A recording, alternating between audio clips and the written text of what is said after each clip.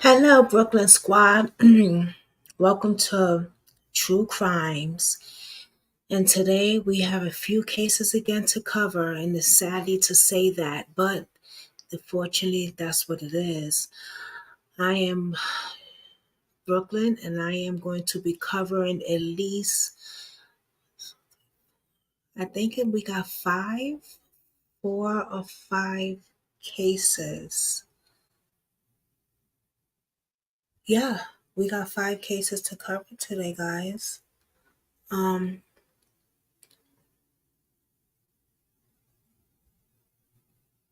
2 of these cases I am not familiar with. One of these cases is one of my new subscribers' friends. Hopefully, she can be with us this afternoon, but she is working. Hey, Kathy B. Hopefully she could be with us this afternoon, but she is working, so I get that. But this is her friend, so yeah, very sad. They was friends, and this is a cold case. So that means that it's still unsolved. It's not much out there on his case, actually. It is not much out there at all. But I do wanted to bring the case to light, because she is a new subscriber to the Brooklyn Squad.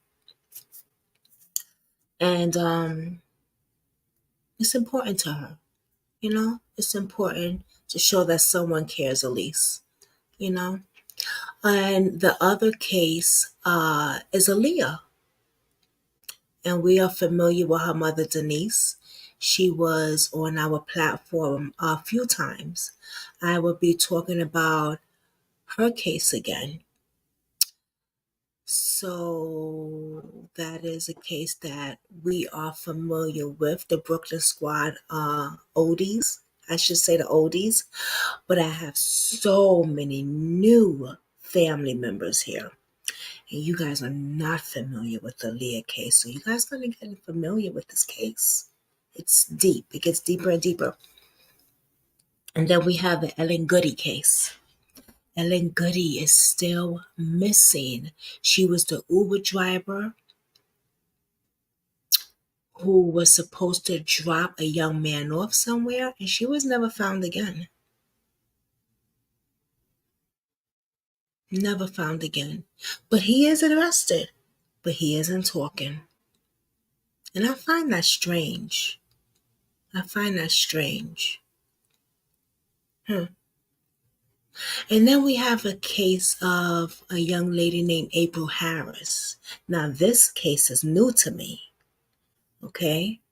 I know nothing about this case, but I want to bring it to you guys so we can learn about it together.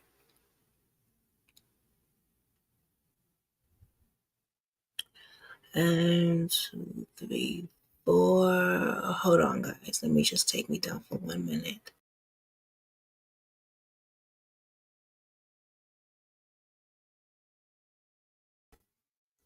I had to do something for a minute. And then we have another young man who I am very familiar with this case because we covered this case before, and his mother I am still in contact with sometimes. And look who is calling. Miss Denise. Hold on. I'm going to answer this. Hello? Because it is Aaliyah's mother. Hi. Hi, beautiful. The camera just flipped on me. I know you see my feet. I'm trying to figure out how to flip it. I'm live right now, though. Oh, okay. All right. I know you see I'm covering your daughter's case. No, that's what I think. You, you saw it, right? No, I didn't see it yet, but Oh.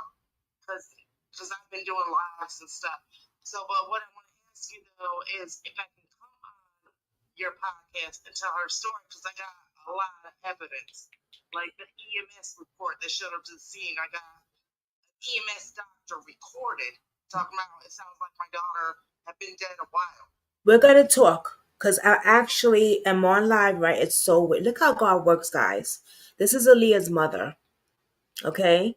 I'm on live right now about to cover your daughter's case with a few other cases. Okay, I'm gonna check it out. Okay. I just got on. Okay. I'll talk to you later. Okay. Bye. Bye. Look how God works. Isn't that? Let me tell you something. If you don't believe in a higher power, check your energy around you. Check your energy around you, guys. Because God works in mysterious ways.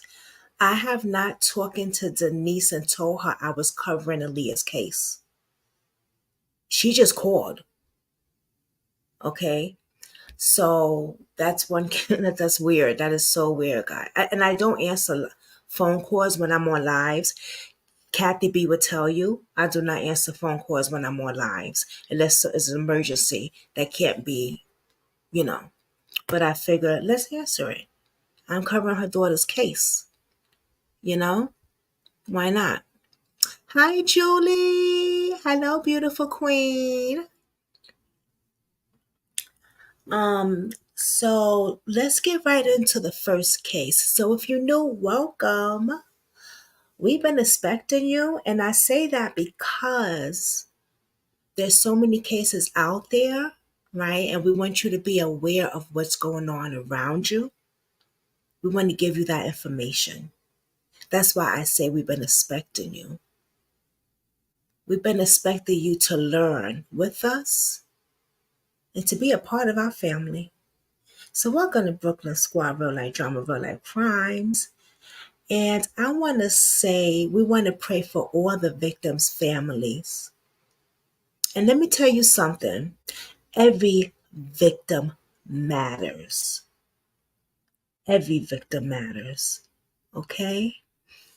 Okay, let's start with April Harris.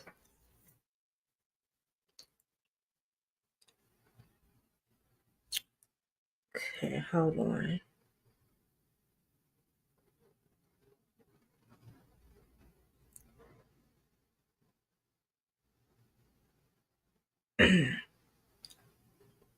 Now, this is 6 years old case. This happened in 2018. Okay? The Palasko County Sheriff Office said that Harris was pow-powed by a man wearing a ski mask on January 19th, 2018.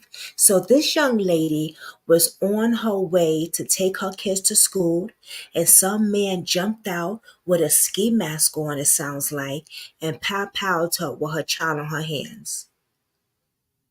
Let's take a look at what they have to say. This is horrible, y'all. When you come in, guys, please hit the thumbs up. Don't forget also to subscribe to my platform and follow me on Facebook, TikTok, Twitter, Instagram, Brooklyn Squad. You will find me everywhere. And don't forget to share this video. We need to get these victims' faces out there. Don't want to be too loud because the hubby is sleeping.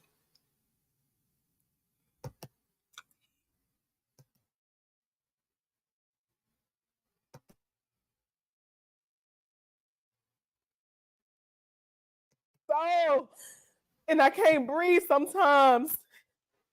How am I supposed to take care of them when I don't understand what happened?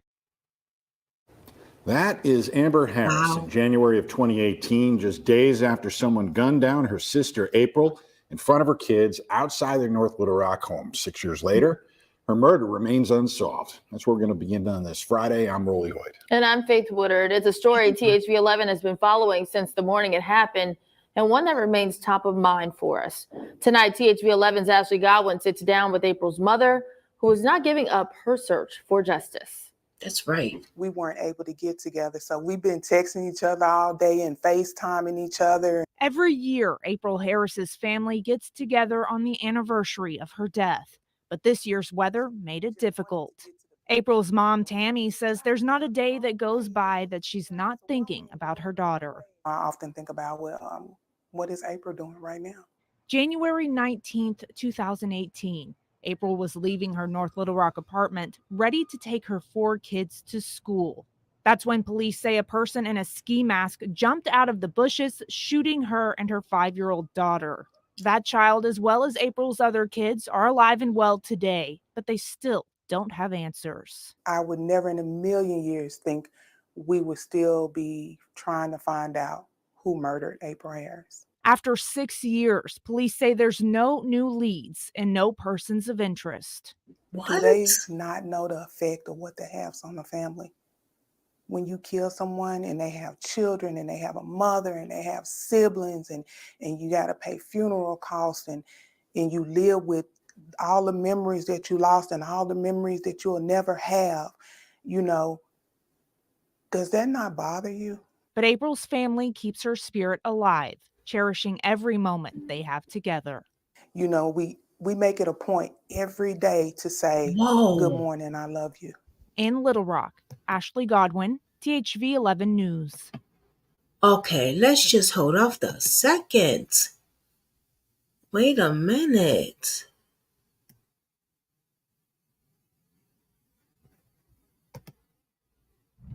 How do you take 20,000 Hold on, y'all. children We got to and talk rule about New York this. City without anybody We seeing? just can't just say, okay, next. No. We got to talk about this. So you mean to tell me that some person, we can't say if it was a guy or a female because we don't even know. They probably don't even know. But some person came out of the bushes and took her, I don't like to say the word took her out. Pow, pow. This young lady and her daughter, thank God her daughter lived. And they don't have not one suspect at all.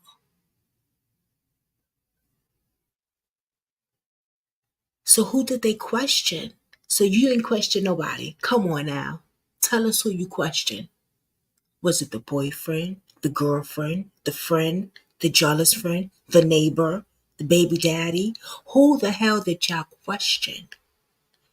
It's been years now. This happened in 2018? And where's Little Rock at? Somebody tell me where that's at. What the hell?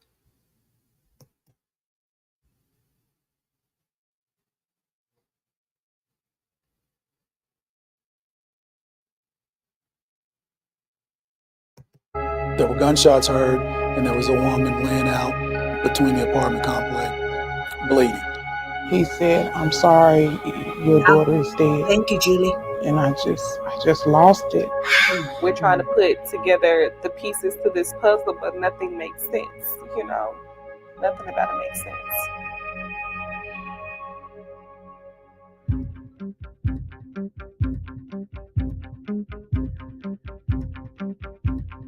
Wow. It is. It's a tough city. She was in an apartment complex. They call it the projects up here, but the projects in the city of Brooklyn, it ain't nothing like that. She was so full of life. She was funny and mannerable and an awesome daughter and an awesome mother. 30-year-old April Harris was her mother, Tammy Fleming's pride and joy. I feel like she was at, the peak of her life. She was becoming a better woman. Her sister Amber Harris remembers a fierce, strong-willed mother. And it's so small, like you wouldn't even know she popped 4 kids out, like so tiny. Yeah, because she didn't weigh a good 100 pounds. And so tiny, but would never let anybody run her over. But on a cold, wintry January morning in 2018, that all came to an end. And it felt so surreal because she was here. Yes, her poor babies. Harris bundled her 4 children for school. Pulaski County Sheriff's Lieutenant Robert Garrett. Her normal routine was to send her son outside to get the car started. On this particular day, there'd been a winter storm, so she sent him out a little early to get the car warmed up. She was planning to drop her children and leave for a quick trip with her mother and sister to Memphis. Just before 6:30 a.m., she locked the door to her third-floor Fairfax Crossing apartment and walked down the outside stairs with her 5-year-old daughter bundled in her arms and 2 other children following behind. And she came down the stairs on the first level. A masked gunman jumped out of the bushes and proceeded to shoot. And April's daughter was shot first, and they both fell upon impact. And then April was murdered in front of her children, who followed behind.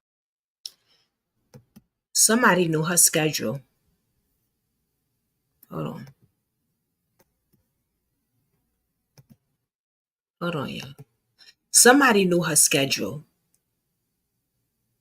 This was personal. And this was ruthless because they didn't give a damn if she was with her kids.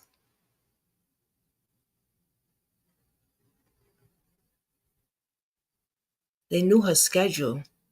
They knew she was coming out to take her kids to school. Behind her. The story that And she came down the stairs on the first level. A masked gunman jumped out of the bushes and proceeded to shoot. And April's daughter was shot first, and they both fell upon impact. And then April was murdered in front of her children, who followed behind her. the story that we got was that he was actually hiding behind some hedges next to the other building on the opposing side of the courtyard. As if he was waiting for her. Yes.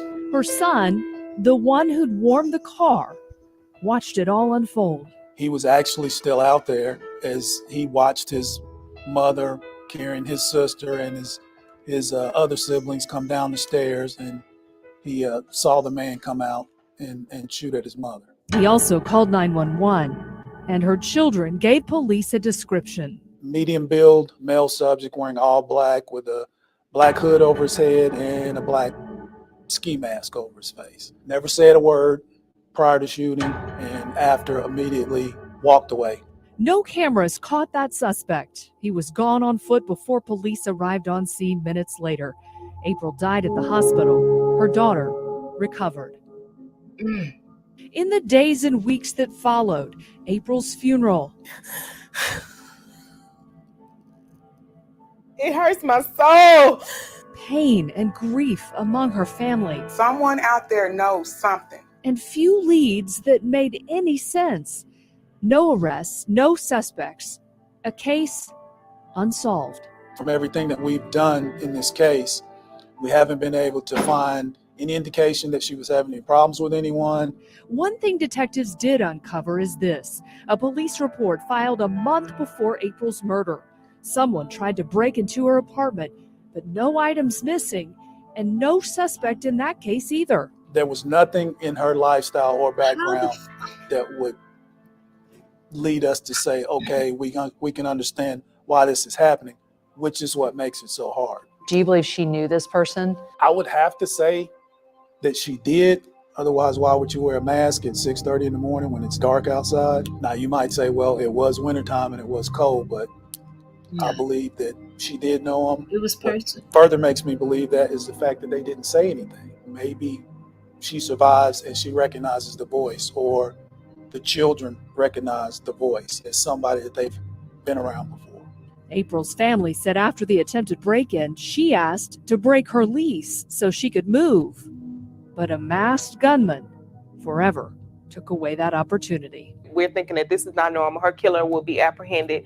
And then you go on 60 days, and we're on Facebook and we're saying it's been 60 days. And then it's been 90 days.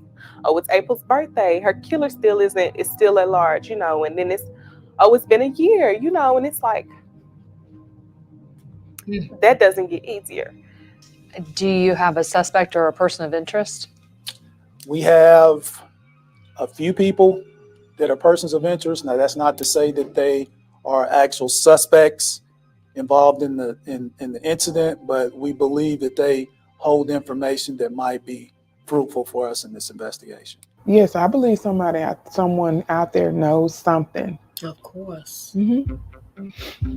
A young mother, a beloved daughter, a darling sister, now remembered only through pictures and memories. As a mother, that's your main purpose, is to protect your children. Right. She wasn't given that option. know she died alone.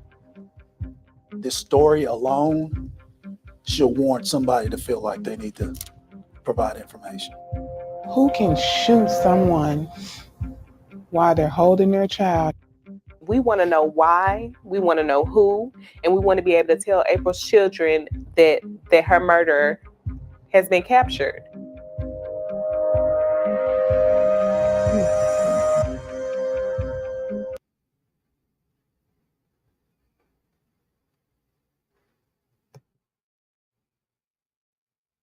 That's so sad, y'all. That is so, so sad.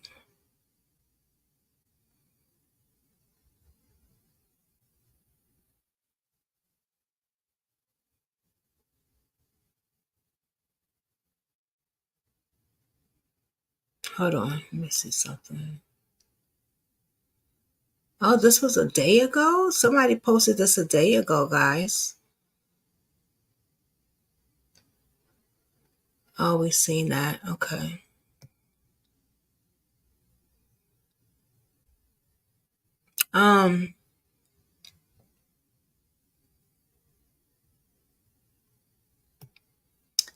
It's very sad that you have. That's fine, but say something. It's been a little over 3 years since someone gunned down a Little Rock woman outside her apartment. Tonight, her family is pleading for someone to come forward. Good evening, and thanks for joining us for KRK4 News at 5. I'm Laura Monteverde. Hello, good evening. I'm Bob Clausen. Investigators held a press conference today to speak about the case, saying they still don't have the lead that they're looking for. But who did they question? Sheriff's Office. He's joining us now I live. don't get why they can't say who they question. question. I guess because it's a cold case. They still not. Well, Bob and Laura, tonight the sheriff's office says that all of their unsolved cases call for justice, but this one in particular screams for justice. And although a lot of time has passed by, the emotion and pain around this case is still very raw. For me, I live that day over every day, over and over and over. I cannot rest until I find out who is responsible for my daughter's death. Tammy Fleming searching for answers after her 30-year-old daughter, April Harris, was shot and killed 3 years ago. She still can barely get sleep because she can't stop reliving the day her life changed forever. What my child probably experienced in laying there on that cold ground. And for Harris's brother, just being tired of being tired. It's enough. It's tiring. The kids, they don't feel comfortable taking the trash out. the family has consistently done what they can to help the case. There's been press conferences, billboards, and they even created a foundation. I'll never stop. You talk to somebody every day, and now all of a sudden you can't talk to that person. You call it up, you can't see a Facebook post anymore. You can't see a picture being posted. You can't see what it's a part of you is just empty, and you're searching for it. Deputies say Harris and her 5-year-old daughter were shot when a man wearing a ski mask approached her and her 4 kids at the Fairfax Crossing Apartments in North Little Rock. We've profiled this case more than any other case in the last 3 years. And even though her loving and funny spirit can't be replaced, you can have the worst day of your life and end up laughing, dealing with April in 1 minute. The family says they just want closure. My child was murdered. This simply just is not right.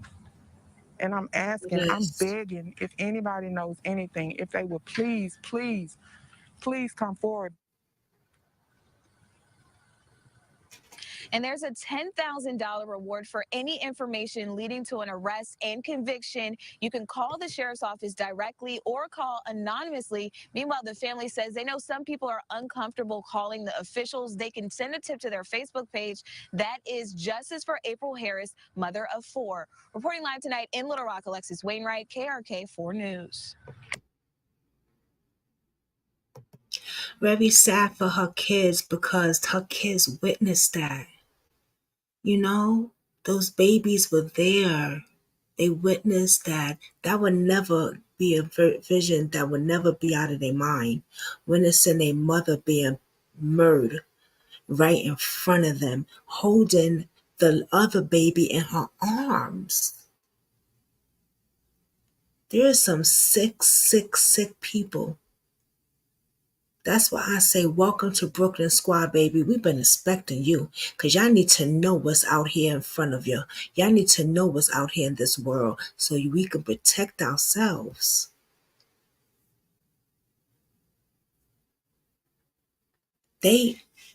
Someone knew her schedule. Someone knew her schedule, Julie. Someone knew her schedule, Kathy. They had to because they got her right coming out in the morning when she's about to take her babies to school. And then they tried to break into her house before that. And they're going to say they don't know who it is. They ain't got no witnesses. Come on now.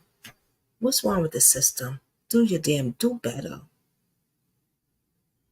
Get us a new president or something, shit. Justice for April Harris, man. Get the prayers up. Justice for April Harris. Sounds personal, right? It does. It does. It sounds damn personal.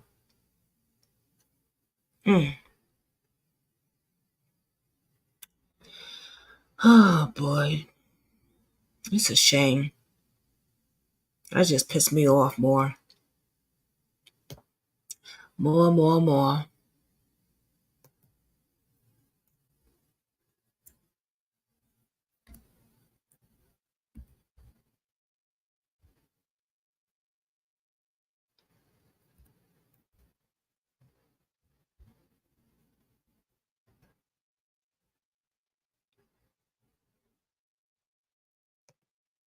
My favorite babysitter is Annalisa. She's pretty good. She's like my grandma. She says,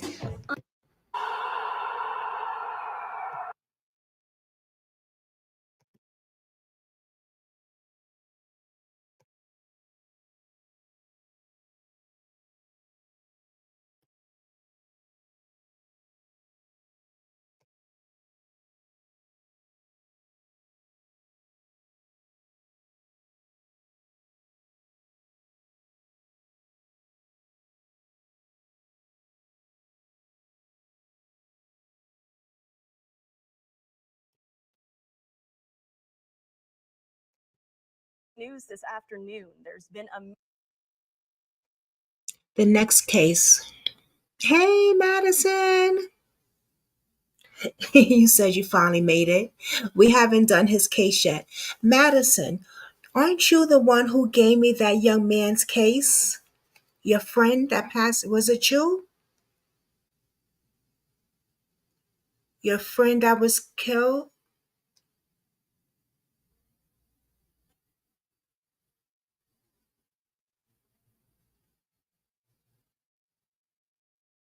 That gave me Jeremy, I think his name is.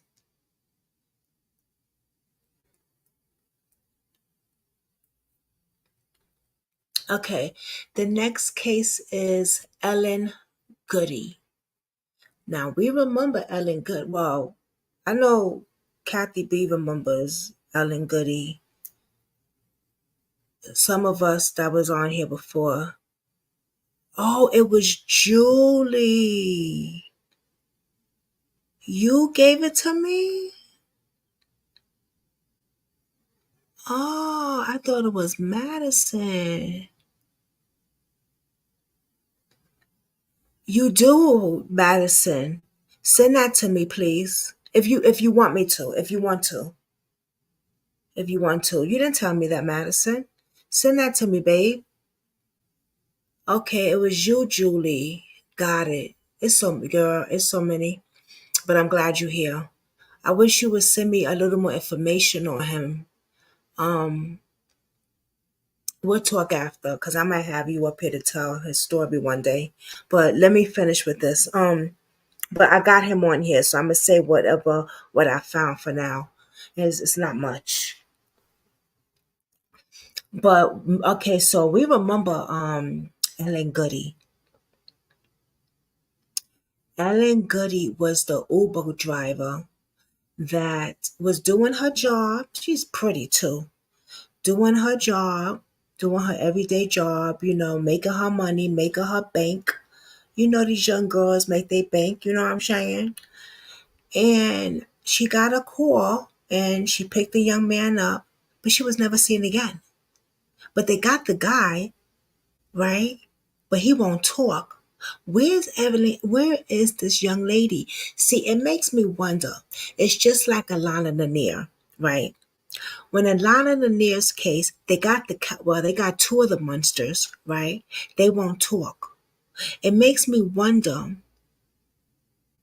are these girls being trafficked? Because if they are unalive, why won't you say anything? If they're being trafficked, and if you talk, you're going to bring down a whole organization.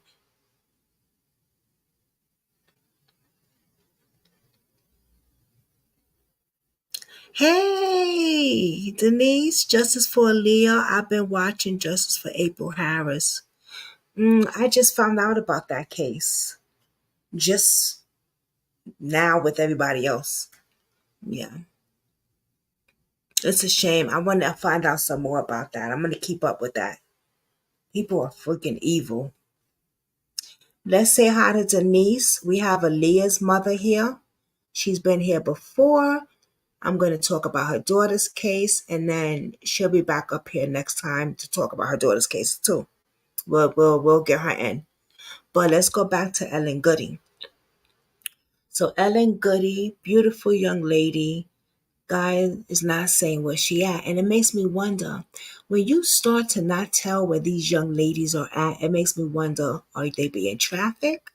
Because if they are unalive, tell these police officers, because motherfucker, you're going to do the rest of your time in prison anyway. But when you start not to tell them where these girls' bodies are, you make me wonder that you traffic them. And if you talk, you not only bring it down you, but you bring it down to probably a whole big organization. I don't know. That's just what I think. But she's still missing, and we're gonna go with the news, and then we're gonna go with Black Girl Missing. I love watching her. She know I'll be sharing her stuff too, so. But let's see what the news say first. Major development in the case of a missing Scott woman who disappeared while driving a rideshare client from Louisiana to Texas. Trooper First Class Derek Senegal, the public information officer for Louisiana State Police Troop D, has confirmed to News Channel 5 that the case involving 32-year-old Ella Goody was handed over to the Calcasieu Parish District Attorney's Office on March 17th for grand jury consideration. Goody was last seen over a year ago on March 9th, 2022. She's so pretty. The case was being investigated as a homicide by Louisiana State Police, and to date, her body has not been found. The person investigators believe to be the last person to see Goody, the one she was transporting to Texas, is 37-year-old Brandon Francisco of Mansura. Francisco was arrested in St. Joseph, Missouri last year on March 25th, and Goody's vehicle was found in St. Joseph, Missouri on April 1st. Francisco was out on bond at the time for a Rapides Parish case in which he was charged with attempted second-degree murder, among other charges.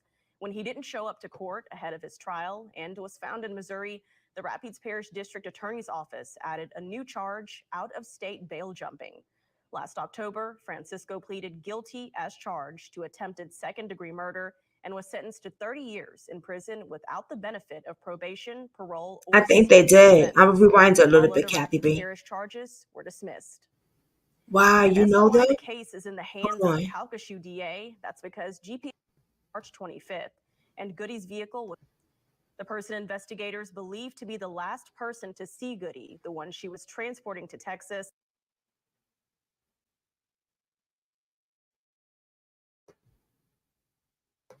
Her body has not been found.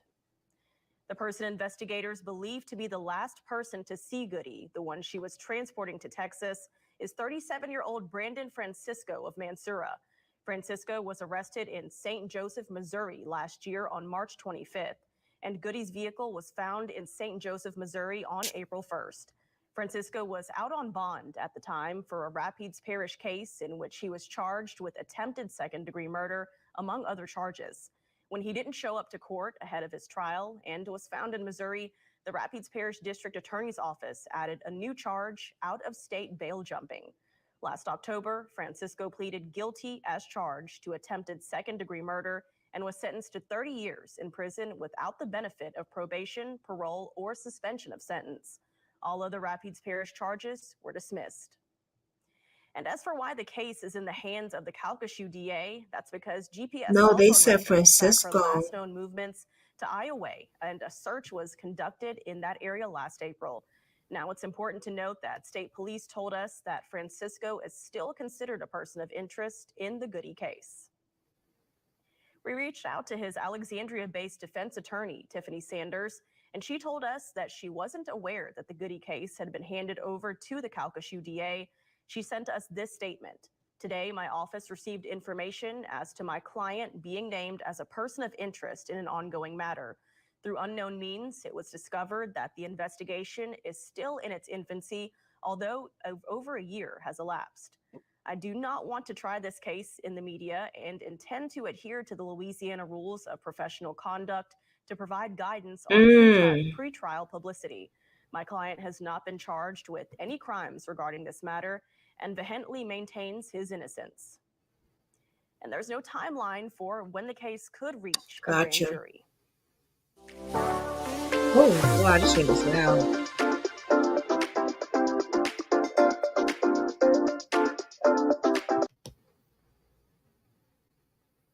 Police say a Tinley Park man News this afternoon. So this monster, yes, very heartbreaking. I remember that when she went missing. We covered that a few times. It's so foul because you're doing your job as an Uber driver, you know, giving lifts. That's a dangerous job, first of all. But you got to make money. You know what I'm saying? And just to think that this mother effer did something to this young girl and he don't even want to tell where she's at, where her body is. It's been a few years. It's been a little while now. Tell where her damn body is so her family could put her to rest. Come on now. It's crazy. And there's a whole nother thing to this that they're not saying, because something about the car went to Texas or it went somewhere else. It's a whole nother thing. It's crazy. But we okay, here we go. It's my girl right here.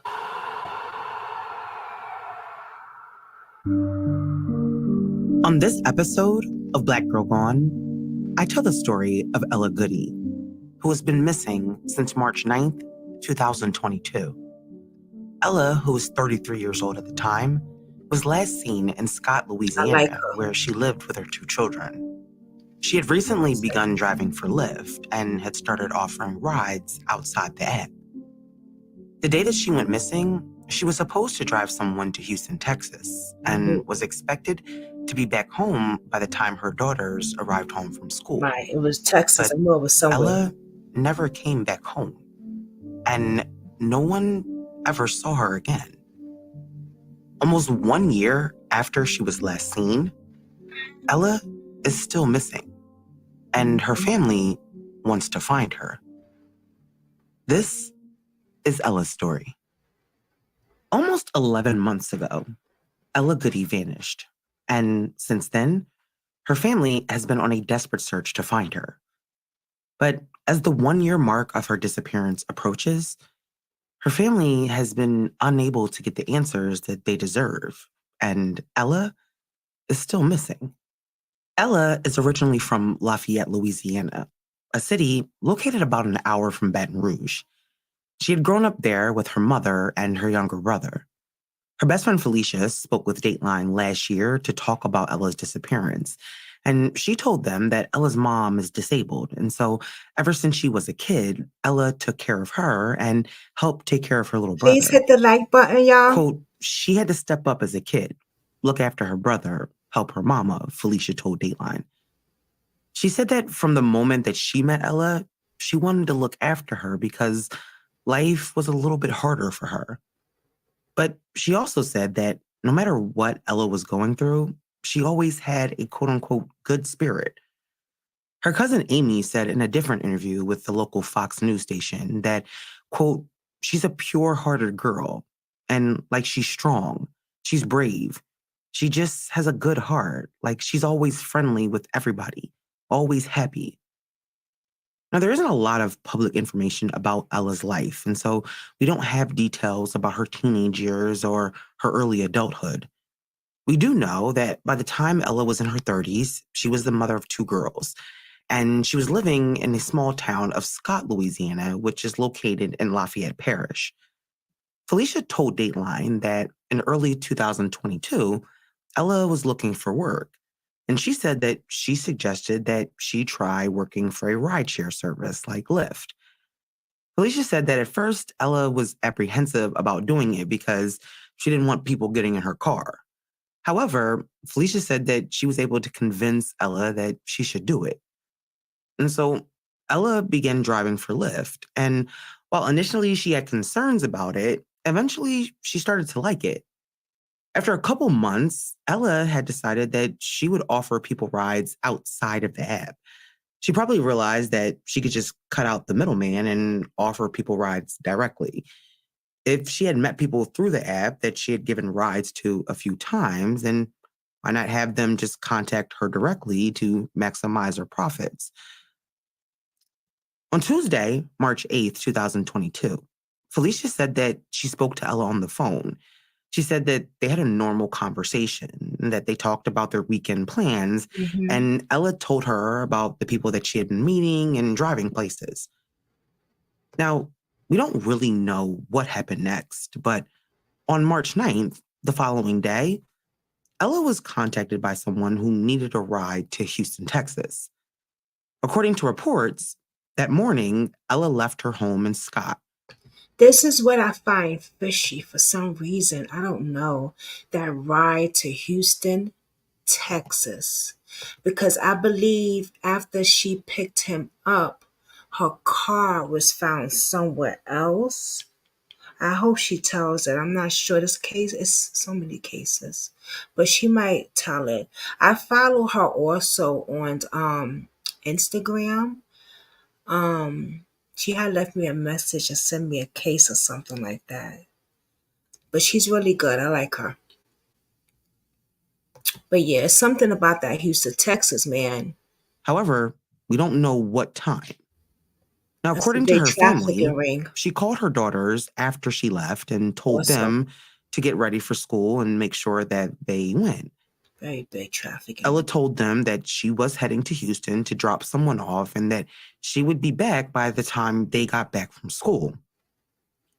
The drive from Scott to Houston is about 3 hours, so round trip, it's about a 6-hour drive.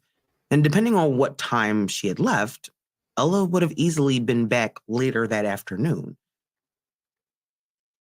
Now, later that day, Ella called her brother around noon, and she told him that she was driving someone to Houston and that everything was fine. She told them that they had stopped to get gas, but it was the last time that anyone in Ella's family ever spoke to her again. That afternoon, Ella didn't return home like she said she would. Felicia said that she called Ella on the 9th, but that she didn't get an answer, and Ella never called her back. She said the next day, after still not hearing from Ella, Denise. she called Ella's oldest daughter, and she said she asked her to tell her mom to call her. Now, Felicia said the girls didn't mention that they had not seen their mom since Tuesday. It's not clear if the girls were home or if they were with someone else, but it wasn't until Felicia called them back on Friday that she learned that Ella had not come home. By the time Felicia knew anything was wrong, no one had seen or spoken to Ella in days. On March 11th, 2022, after no one was able to reach her, Ella's brother filed a missing persons report. And a queen When of good. police received the report and learned from her family about Ella's trip to Texas, they started their search to locate her by reviewing surveillance cameras along the route that she would have driven. And right away, they were able to locate Ella's black Audi Q5 traveling on the highway towards Houston in the early morning hours of March 9th. And then 12 hours later, cameras again captured Ella's car. And this time, it was heading back towards Louisiana. The following day, March 10th, her car is again spotted on surveillance. But this time, it's back in Texas, north of Dallas. Now, from the pictures of Ella's vehicle, it appears as if the windows are tinted, and so I'm not sure if police were able to identify who was driving the car when it was seen. But the movement of the vehicle was suspicious. First, it's seen driving to Texas, which is consistent with what Ella's family and friends knew about her taking someone to Houston. But then, 12 hours later, it's seen traveling back to Louisiana. But Ella never comes back home. And then the following day, her car is back in Texas, this time near Dallas. Ella's family had also informed police that she was supposed to be taking someone to Houston. And so police began to focus on who that person was. And they learned that the person who asked Ella to take them to Houston was a man named Brandon Francisco. Now, how they learned about Brandon is not known, and her family in the early days after her disappearance were not sure how Ella even knew Brandon. But her cousin later said that he was someone that she had given rides to a few times and was someone that she felt comfortable with. But now Ella was missing, and the last person known to have seen her was Brandon. Once Brandon was discovered as being the last person to see Ella, he immediately became a person of interest. Ella's devastated family began searching for themselves while police tried to figure out what happened. Soon, the local media in and around Lafayette began to pick up the story of Ella's disappearance. In the week after her disappearance, Ella's family spoke to the media to spread awareness about what was happening. And in an interview with KATC3, her Aunt Rose made this plea. Know that your family is never, ever is going to give up on you. We're going to look for you until God say, tell us one way or the other. But we're here for you. So please, Ella, whatever you could do to get away, find a way, please. Her family was worried, but they were hopeful that Ella would be found safe. Her cousin said this. Hopefully, no, we're not expecting any type of foul play. All we want is for her to come home safe. And whomever you are, if you're watching this, all we ask is that you turn yourself in and let her go. On March 16th, 2022, police announced that Brandon Francisco was officially a person of interest in Ella's disappearance. They also asked for the public's help in locating him because he had an active warrant for failure to show up to court on the day that Ella drove him to Texas. Right. Brandon was set to appear in court on charges of attempted murder, conspiracy to commit murder, armed robbery, unlawful use of a movable, and obstruction of justice. Charges that stemmed from an incident that took place in 2018. So the day that she picked him up is the day that he was supposed to be in court. Ain't that some shit? All those charges he had. He had a scapegoat. It sounded like he was going to do, he had a plan. This was a monster in disguise. This motherfucker had a fucking plan. Because he said, I ain't going back to jail. But he was selfish to have to take somebody else? Come on now. Do your time, motherfucker. You did your crime. Huh. Now, while police tried to locate Brandon, It's crazy. Ella's family and friends organized It's insane, searches right? and handed out flyers. They also set up a social media page called Help Find Ella, which they used to spread information and to keep people up to date. Yeah. Both Ella and her Let's go car back were that missing, page. and her cell phone had last pinged, according to police, in Iowa, Louisiana. And so her family organized searches there too. Her friend Felicia spoke to KLFY 10 about their efforts to find Ella. Was last seen in Iowa. Her truck was last seen in Dallas, so we're just gonna start in Iowa and go from there. We don't even have the exact location. The cops didn't give it though. But her family and friends early on felt like the police were not doing enough to search for Ella. Felicia expressed her frustration about the lack of urgency on behalf of the police, saying this. There's a lot of people that went missing in Lafayette, and they had way more help than we getting with Ella. They had airplanes in the sky, dogs on the ground, and they had boats in the water. We don't have nobody. We pulled up, we asked everybody for help. The same day that Felicia gave that interview, the police announced that the FBI and the U.S. Marshals were joining the investigation because of the multiple jurisdictions involved. But even with their involvement, Ella's family and friends still... I wasted so much time. I could have tried harder and done better. The situation just got out of hand. Now I just feel lost. Still felt like she was not a priority for them. According to them, in the days after Ella was reported missing, it seemed like they were the only ones really looking for her.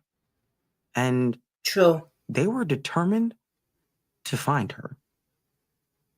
Right. On March 9th, 2022, that right Ella there, Goody exactly. left her home in Scott, Louisiana, to drive someone she had met to Houston, Texas. But when she never returned home, her family reported her missing.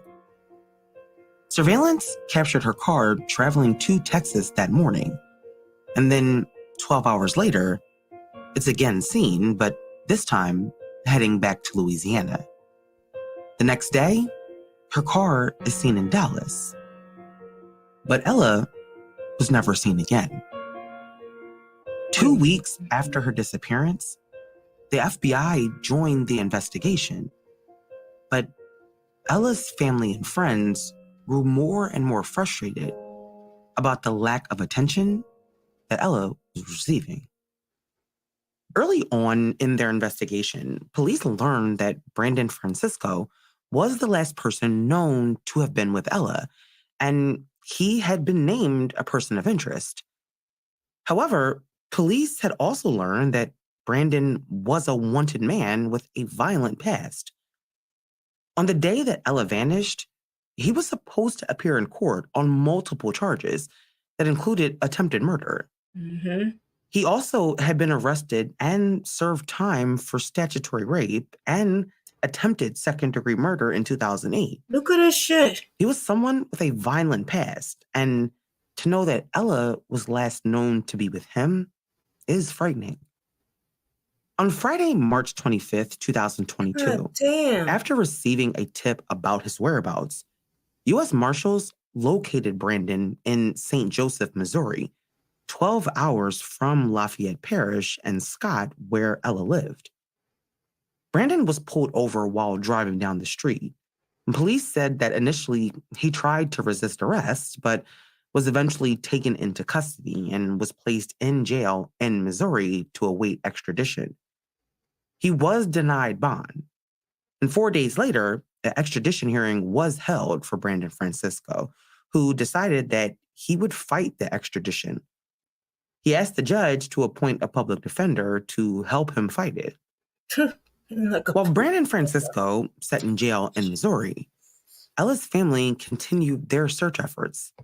And even as the days went by with no information, her family kept hope that Ella would be found safe.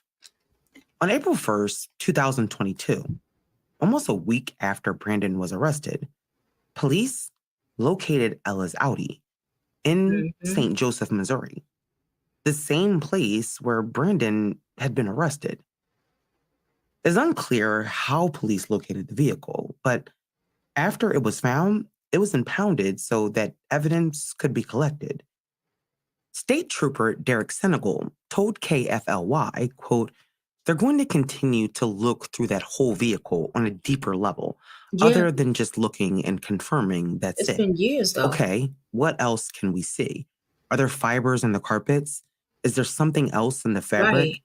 Maybe we can get a fingerprint off the upholstery or the window or anything like that. We're going to continue to go through that whole vehicle, inside and out."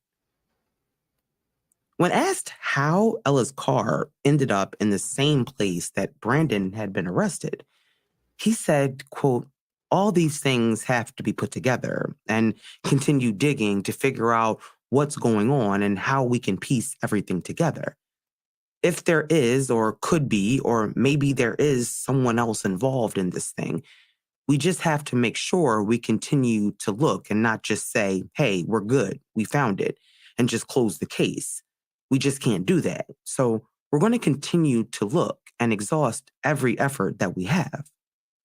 For her family, the news that the car was found was a lot to process. But they were also concerned about false information that had begun circulating on social media. Oh. We know how social media can often take things like this too far when it comes to these cases. The family spoke out and asked people to stop. A spokesperson for the family told KFLY, quote, "The family is full right now with emotion, trying to understand these new developments and what they mean or what they could mean. The family is still hopeful that Ella is still alive. But right now, they are worried that all these interactions, specifically with things being reported to the FBI, reported to Scott Police, is kind of getting in the way of the investigation that's taking place." Her family wanted the focus to remain on finding Ella alive, and they were afraid that the rumors and conspiracy theories would hurt their efforts to find her. On April 6th, Brandon was extradited back to Louisiana, and he was again denied bond, but he was not charged with anything involving Ella's disappearance. Police said that they questioned Brandon about what happened to Ella, but what he said has never been revealed. Like I said earlier, this is the crazy. FBI had already joined the case, but so far, Ella's family had not been given a lot of information. On April 19th, a search... If they questioned him, what the hell did he tell them? Because she still hasn't been found. The FBI had joined in, which is good. Then it's not good because it's like we get excited when we hear FBI, but then it's like we're not getting the family's not getting the results. So what the hell did he tell them? Because they ain't got their child still. And then the car, the car, what was in there? They said, oh, they're going to do a deep search. They're going to try to find fibers. They're going to try to find fingerprints and all this other Gucci shit. It's been years now. What's going on? What did they do? Put the car in the back like they did with Jelani's thing and just leave it out there? Come on now. Was conducted in the area where Ella's phone last pinged. Fucking crazy. According to reporting done by KFLY 10, the Louisiana State Police were leading the investigation, were joined by several other agencies who went to Iowa, Louisiana, and conducted a search within a 50-mile radius. The police said that there were certain areas in that radius that they were targeting. Trooper Derek Senegal spoke to the news station and said this about the search efforts. We have Louisiana State Police out here. We have Louisiana State Police Air Support had helped us out here. We have the Louisiana Department of Wildlife and Fisheries, Calcasieu Parish Sheriff's Office, and we also have the Class Kids National Search Organization that's assisting with us next. Unfortunately, after the search was finished, police said that they found no new evidence. See? But they said that they would continue to search in that area. As the weeks went by, there were no answers about Ella's whereabouts. That's what I'm saying. Everyone, including police, knew that Brandon Francisco was the last person known to have been with Ella. Her car was found weeks later in the same place where he was arrested. But whatever information police have found out about Ella's disappearance, FBI told me if they have crime not didn't released. happen on federal ground, they When it have comes to Brandon, he remained in jail while he awaited trial. I However, believe when it that came too. to evidence and information about Ella's case, there seemed to be nothing. After her car was found, no information was released about what was found in the car. And aside from her phone pinging in Iowa, there's no information tracing its movements or presenting a timeline. On May 3rd, 2022, almost 2 months after Ella vanished, police made an announcement that they were now investigating Ella's disappearance as a homicide. In a press release, Louisiana State Police said, quote, "Based on investigative techniques and witness statements, detectives and investigators have transitioned from a missing persons case to a homicide investigation." Ella's family, however, was not swayed by what police were saying. They were still pushing forward and looking for Ella alive. I don't blame them. During a They vigil got- held for Ella on May 20th, her cousin Amy, when asked about how she felt about the police declaring this case a homicide, said this. It don't make me feel no type of way because I don't believe it's homicide because there's nobody. I mean, how could it be a homicide when there's nobody that's found? So, I mean, I don't believe it. She said that they believe that Ella was somewhere possibly being held against her will. I feel like she's in a dangerous situation. I think that somebody have her, against her will. But I really feel in my heart that she will be set free. They're going to have to let her go. But we know she's not dead. We know she's alive. If it was one thing about this family, it was that they were determined to bring Ella home. That's right. But like other families of missing Black women, That's what I they said. found themselves receiving very little help and no information. See? Once the FBI joined the case, her family thought that That- it would make a huge right. difference. I mean, Right, so exactly. many families beg for the FBI to get involved because they know that they have better resources and can help in big ways. But for Ella's family, that wasn't what happened. Even with the FBI involved, there was very little being done from their standpoint. There was a person of interest, and they seemed to have enough information to conclude that Ella was no longer alive. But for whatever reason, have decided not to tell her family or the public what that information was or where it came from. They also have not been able to explain why Brandon Francisco hasn't been charged or why they won't release information about what he said happened. In October 2022, NBC featured her story as part of their Missing in America series. It so shame. far has been the only mainstream media outlet to report on Ella's disappearance. As part of their story, they reached out to the Louisiana State Police, who said that there was no new information about this investigation at that time. In August 2022, 2 weeks before he was set to stand trial on the unrelated charges, Brandon Francisco pled guilty as part of a plea deal and received a 30-year sentence. But as of the recording of this episode, there has been no recent information released about Ella's disappearance. Police have only said that Brandon Francisco remains a person of interest. She's now 34 years old, and as the 1-year anniversary of her disappearance approaches, I know her family wants nothing more than for this nightmare to end. Ella has 2 daughters, and they deserve to have their mom home. There are a lot of unanswered questions about this case, and this process has been frustrating for those who love Ella because there's been very little movement on this case. With a person of interest in custody since March, the hope would be that they would be able to get information that would lead them to Ella. Police even stated that they had spoken to witnesses as part of the investigation and that those statements were part of the reason why they have concluded that this was a homicide. But no one has been charged with anything related to Ella's disappearance. Ella's family, however, has not given up on finding her alive, and they don't want people to forget about Ella or give up on the fact that she could still be found. Ella Goody was last seen traveling to Houston, Texas from Scott, Louisiana in her black Audi Q5 on March Beautiful 9th, young girl. 2022. Beautiful.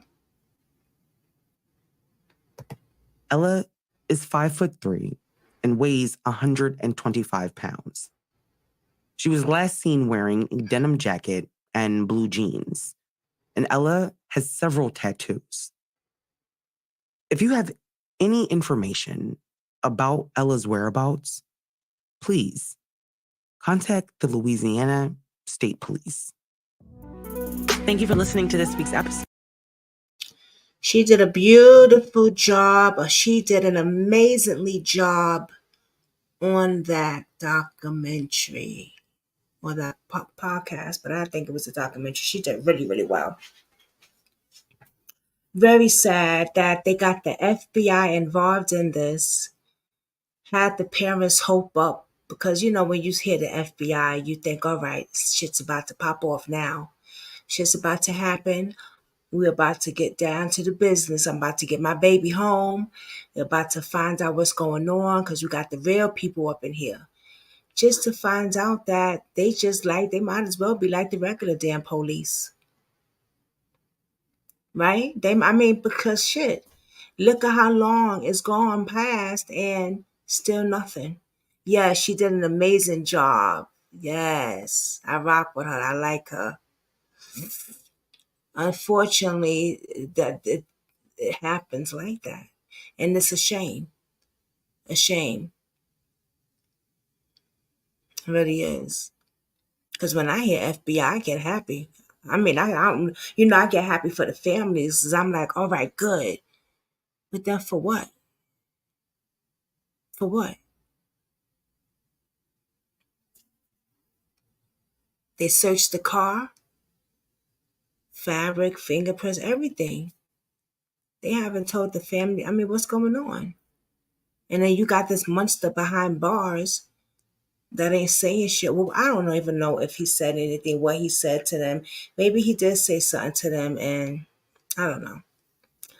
We got the next case up is Aaliyah Wilson.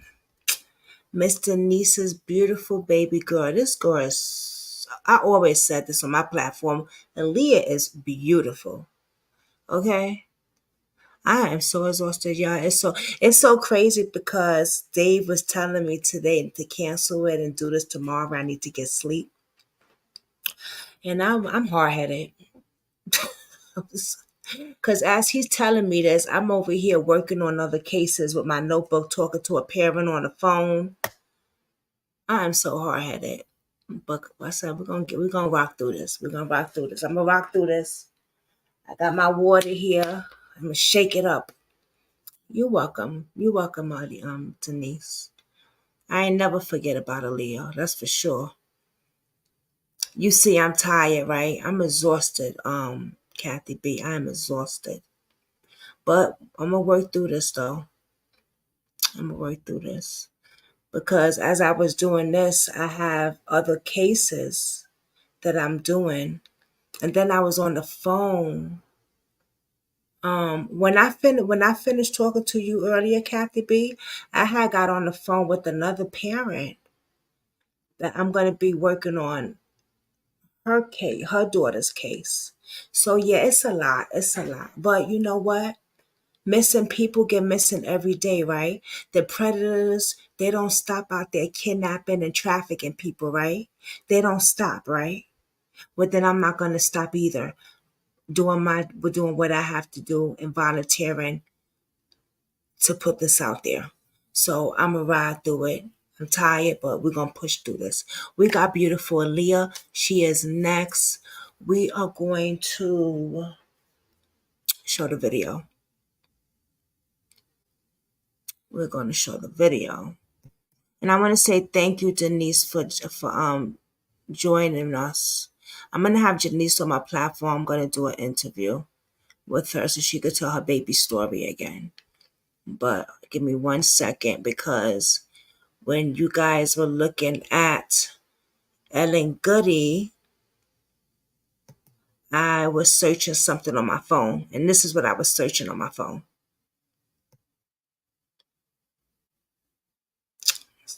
Denise.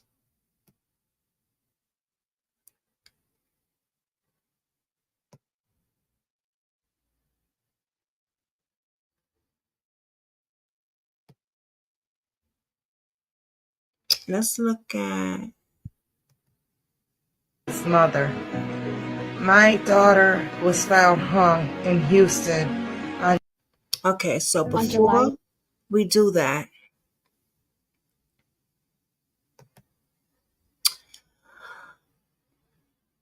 of course, babe, no problem. I've always thought about Aaliyah.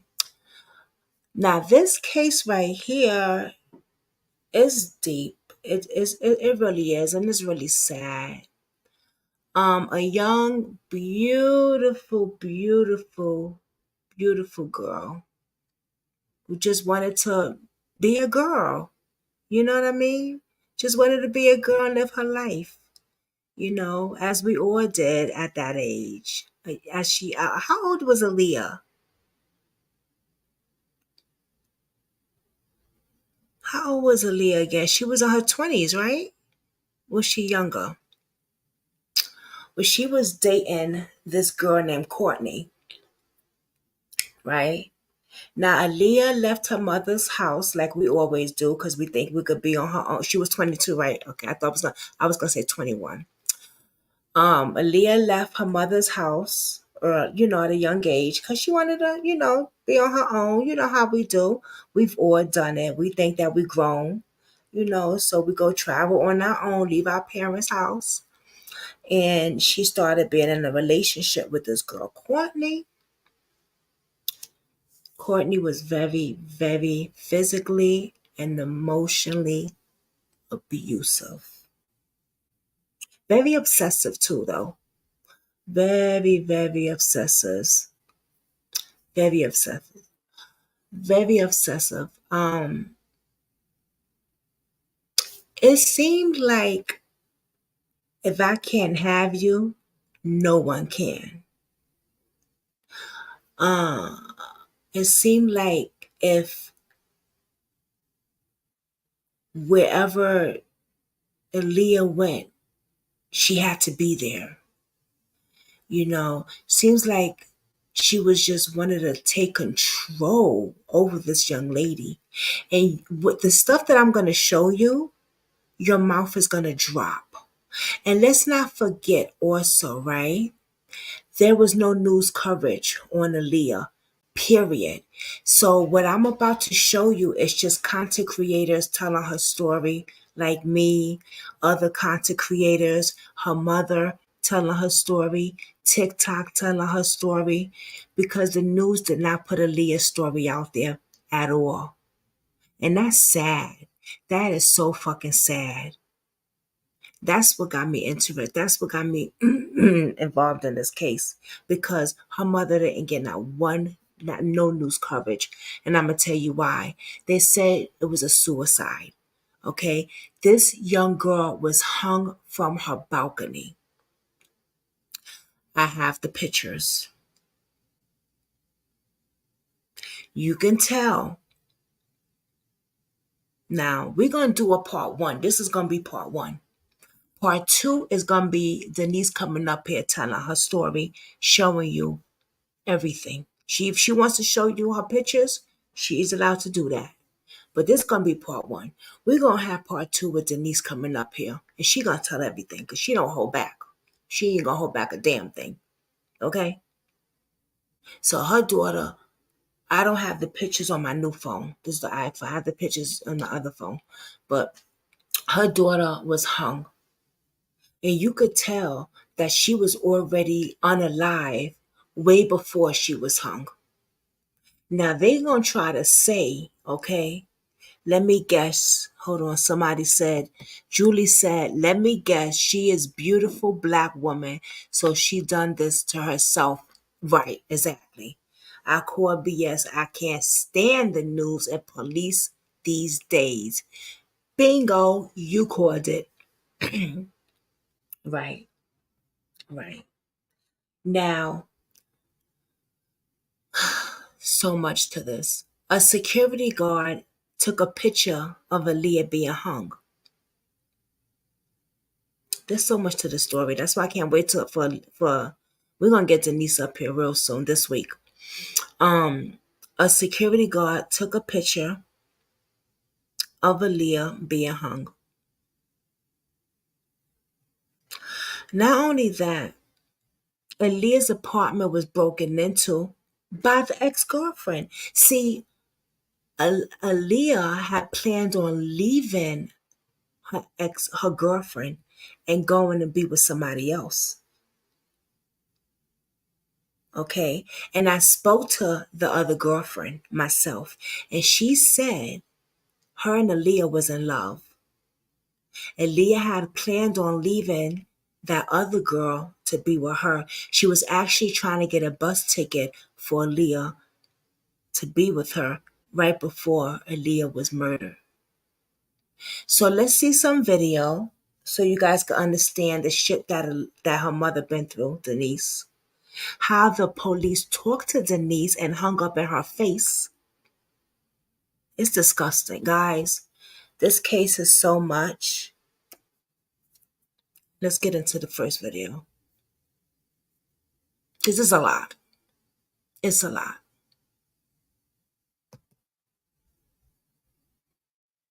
May 19th, 2021, Aaliyah Wilson was found hung in her apartment balcony. Her death ruled a suicide.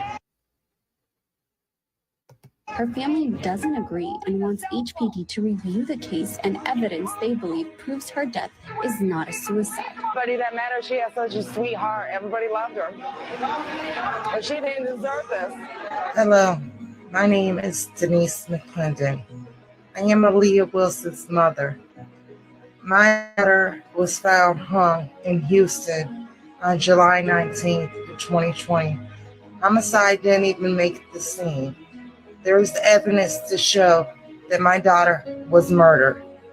My daughter is hanging, holding a cell phone in her hand. Her ex-girlfriend is on an app called Stereo, and her username is Aaliyah Killer. The police said that my daughter walked upstairs barefooted, but there was no dirt on her feet. The sheet they said she used was her fitted bed sheet. It was cut to 21 inches. Police do not have the other piece of cut sheet because they didn't even bother to look for it. And the sheet was cut to 21 inches. The balcony railing that it was tied to was 33 inches.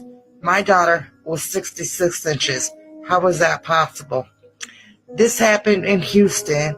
This is the HPD Police Department that did not investigate. I thought by law, every suicide is supposed to be investigated by homicide until they can make sure that it is a suicide. And they did no investigation. They have totally treated me like garbage. I was not allowed to identify my daughter's body. I didn't find out my daughter had passed till 4 days later, and I was not notified by police. Thank you for listening.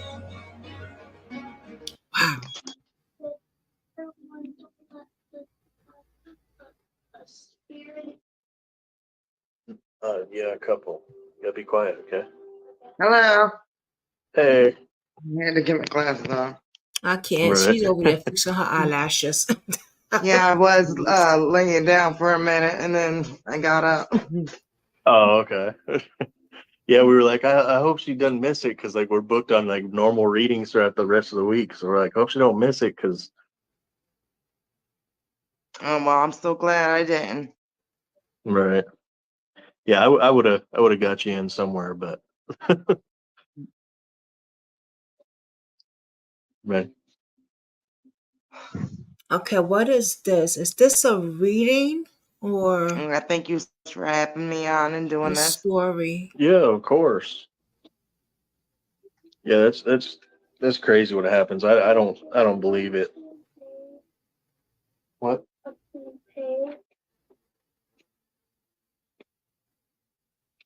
Yeah.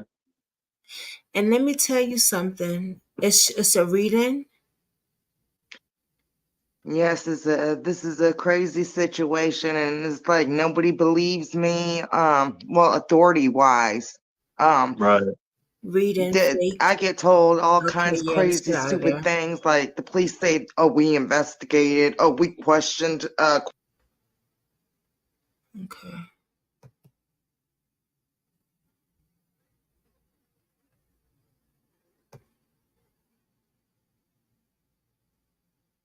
Okay, you know what? I'm gonna go here on my channel.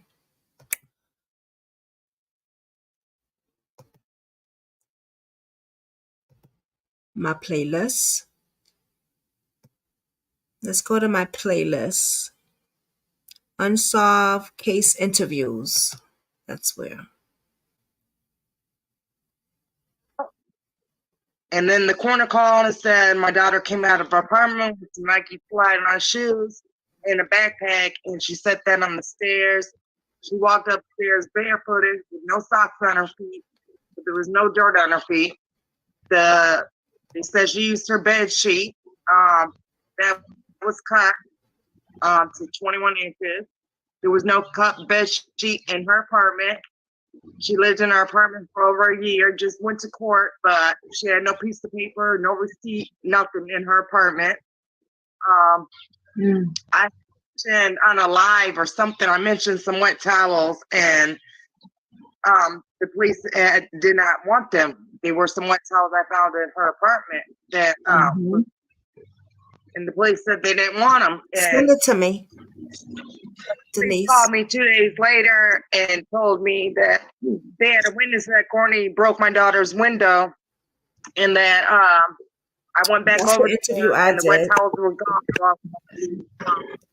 I look so fat. Look how much weight I lost. I have received my daughter's holding a cell phone in her hand. My daughter came around the corner and found my daughter, but as to talking to people, they didn't have security. So people have said some people that live out there, they never even saw security. So I don't. And then they said the security guard came around the corner and seen dangling feet. My daughter's feet were only 3 feet off the ground. So what, is he 2 feet tall? How didn't you see the whole body? Because I've been out there. It states that there's no cameras in the area. If you're security, I walk the premises and I seen cameras on people's balconies and stuff. And if he's security and walk that property, then he would know there's cameras in that area. So, and the police said the case is closed. It's going to remain closed no matter what evidence I have. One thing that pisses me off is thousands of people see the cell phone in my daughter's hand, but I've had a couple people comment, oh, that looks like it could be her thumb. No, that was a cell phone. As long as their index fingers. She has a real long thumb. I mean, her thumb would have been shorter. I mean, this cell phone is the length of her index finger. It's a cell phone. It's been mashed up because you can see, excuse me, you can see the where you charge it and the little microphone thing on the back, and that's been lined up perfectly. I sent someone a picture and they lined it up perfectly. So one of the things, Courtney had sent me a picture, a video of and I know it was my daughter's handwriting of her journal that they had stolen. And she talked to me like this, so she sent me out like a video where she's skimming over 2 pages of it. Well, I just sent it off to my friend that's going to slow it down and read what it says, because I can't read what it says. The only thing I could make out is the dates at the top, and they were like almost a month different, so it wasn't a diary. I knew it was her journal.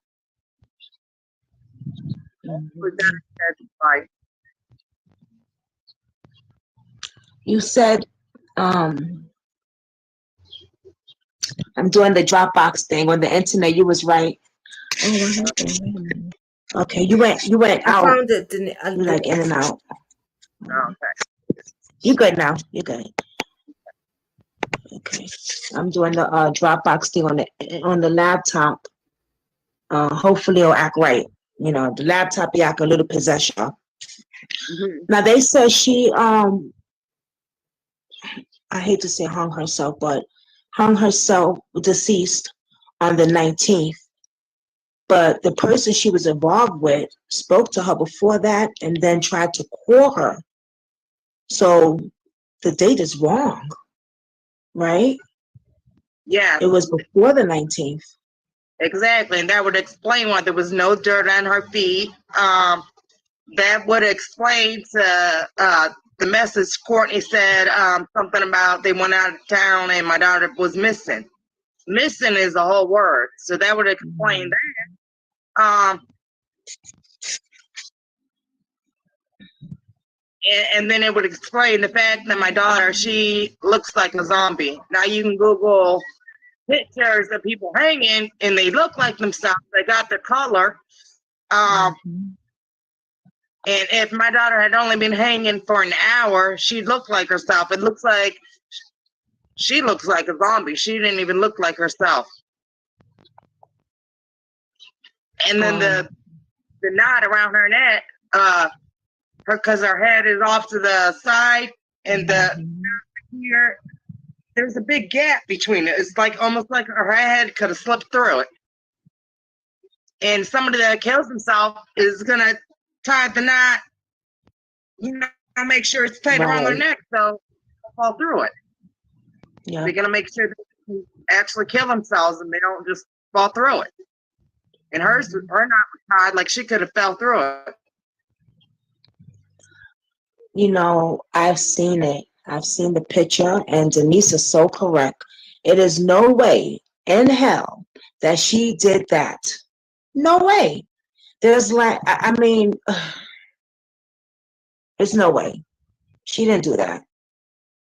And I've seen, you know, like shows and stuff where people hang, you know, commit suicide and hang themselves. Their neck usually drops like that.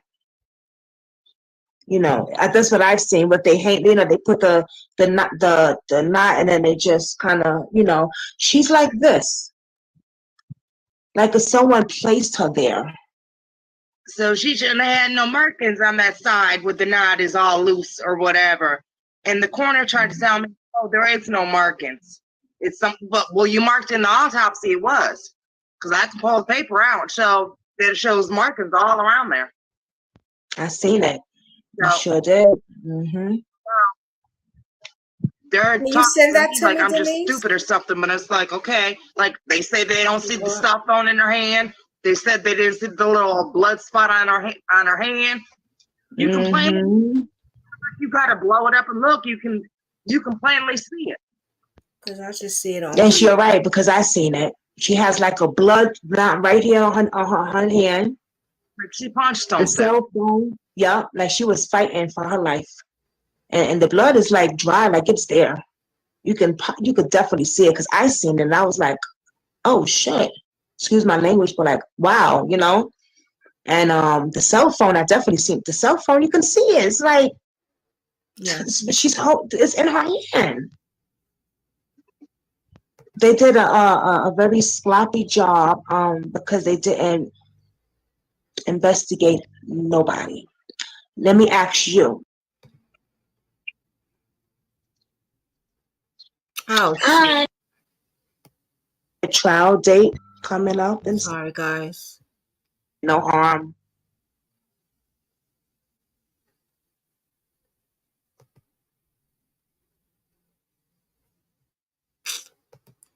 I messed up something. And she had her cell phone, guys, still.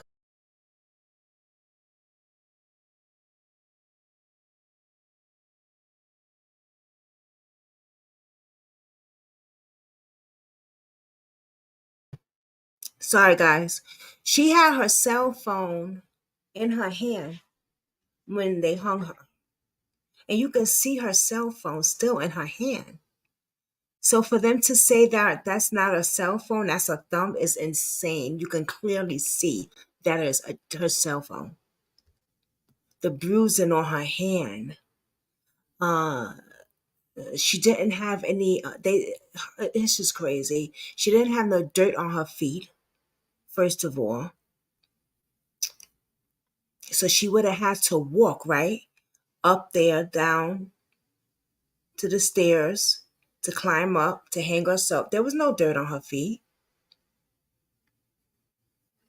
I want to show y'all something with the girlfriend though. Hold on.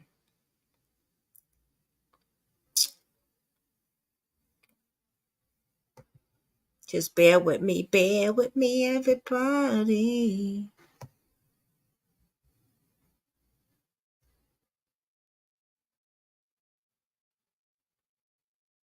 You know what? I think I am going to show you guys. Hold on. Where is it? I just had it. Okay. Unsolved case interviews.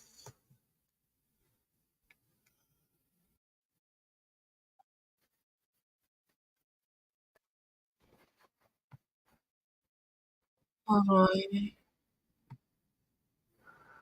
on. First, let me see something.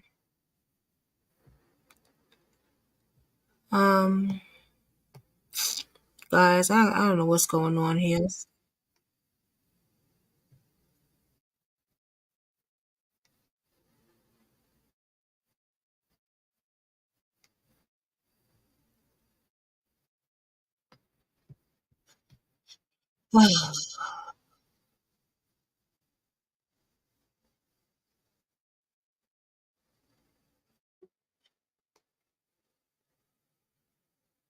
Hold on.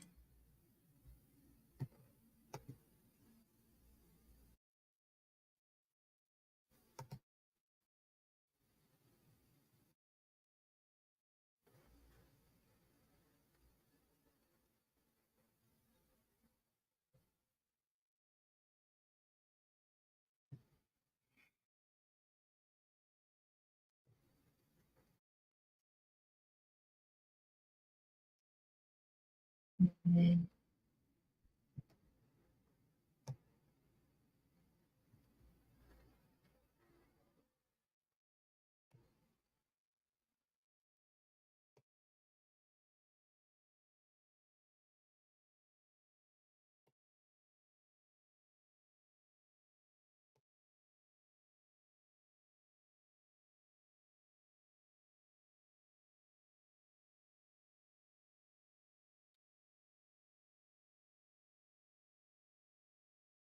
There's so many cases, guys, that we've been doing.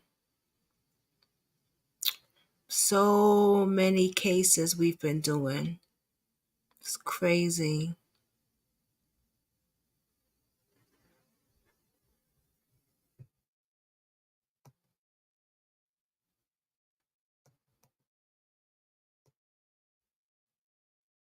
Okay, here we go.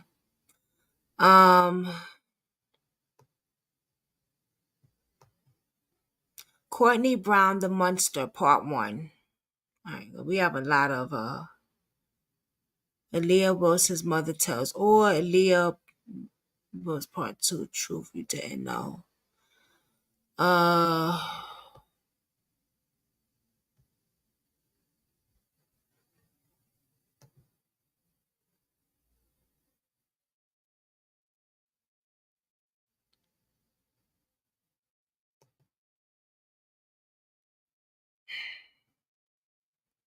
don't know why that's not playing.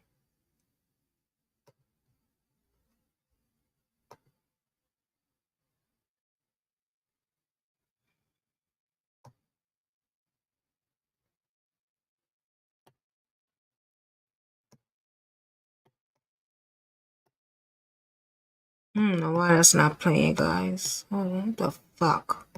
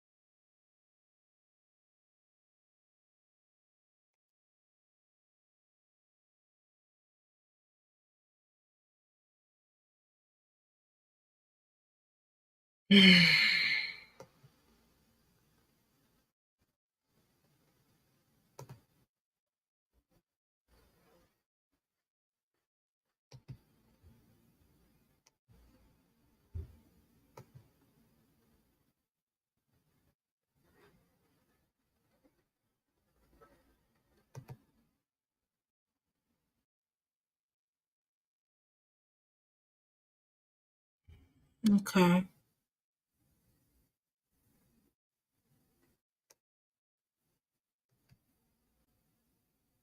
I'm trying to find, I don't want to find like readers.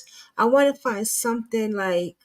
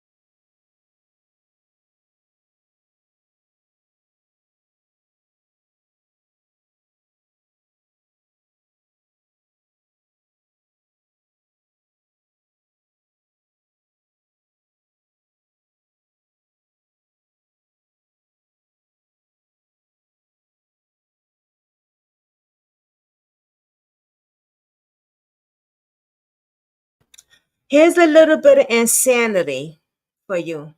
Okay? This is the ex girlfriend talking shit.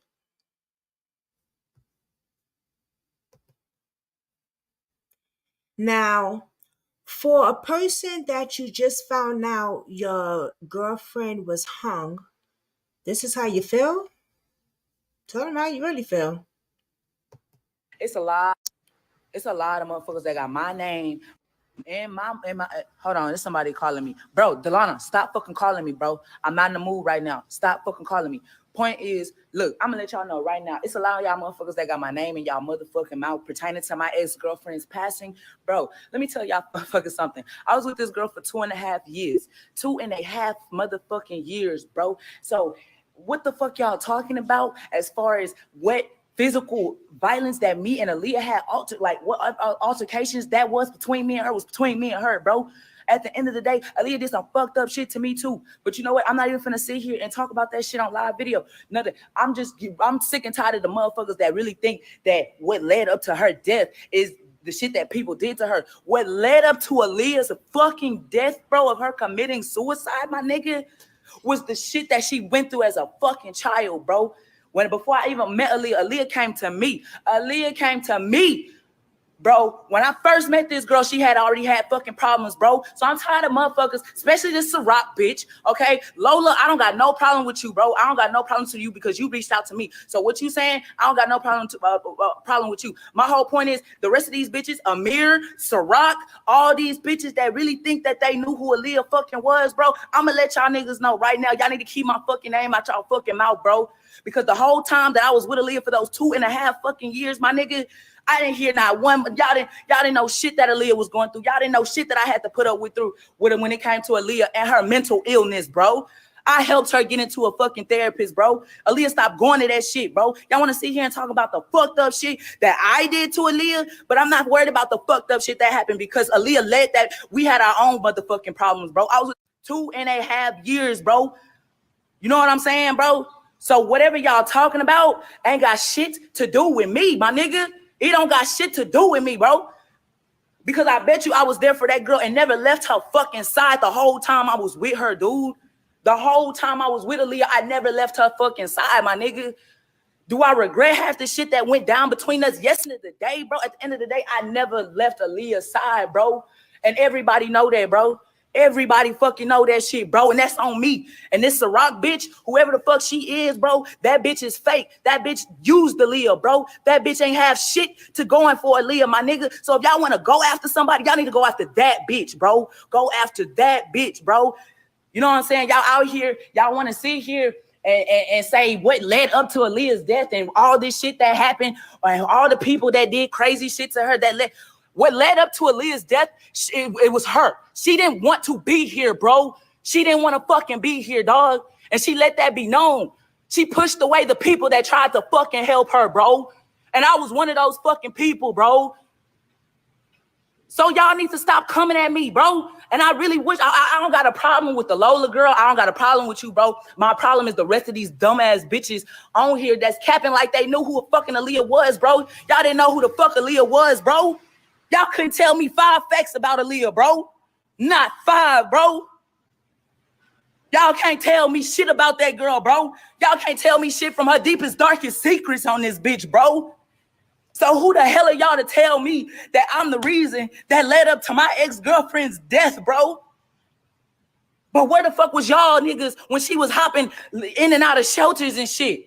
Where the fuck was y'all niggas when she was in a shelter? Amir, where the fuck were you since you her so-called best friend? Where the fuck were you when she was in a shelter, bro? Where the fuck were you when I was sleeping in abandoned churches with Aaliyah, bro? And y'all got the nerve to sit here and come for me? Y'all want to come for me, bro? Y'all don't know shit. Y'all couldn't name shit about Aaliyah. Y'all couldn't tell me the first thing y'all knew about this girl, bro. My friends watched me put up with Aaliyah's mental illness, bro. And that's facts. I tried to get this girl help. I tried to get her help when she tried to overdose on pills with me, bro. And y'all want to sit here and cap on Facebook like this is a game? This ain't a fucking game, bro. Ain't nobody fucking playing with y'all niggas. And I ain't scared. Now one of y'all motherfuckers. Ciroc, bitch, I ain't scared of you. And anybody can record this motherfucking live video and send it to her. I don't give a fuck. Bitch, you ain't finna fight me. Bitch, you know what the fuck you did, ho. You said Aaliyah, you know what the fuck you did. Bro, Aaliyah was scared for her life when it came to you, bro. So you ain't got no room or nothing to talk about on here, bro. You was not her best friend. You were not her best friend, bro. Now, Ciroc was supposed to be Aaliyah's best friend. Now, I've been following Ciroc on her platforms. She looks like Aaliyah. I don't know if she was trying to be like Aaliyah, if she wanted Aaliyah, but baby, I don't know. What the hell? How did her family not know her like she's supposed to did? She reached out to someone if Aaliyah was like that. She full of shit. Julie says she full of shit. Mental illness is real and she's giving me anxiety. Oh, this ain't it. This is it. This is just to top it off. Now I want to show you guys how she's saying she went through all of this and she loved Aaliyah. But if you loved Aaliyah, why did you name your podcast Aaliyah's Killer? Why are you threatening her mother? Why are you cursing her mother out?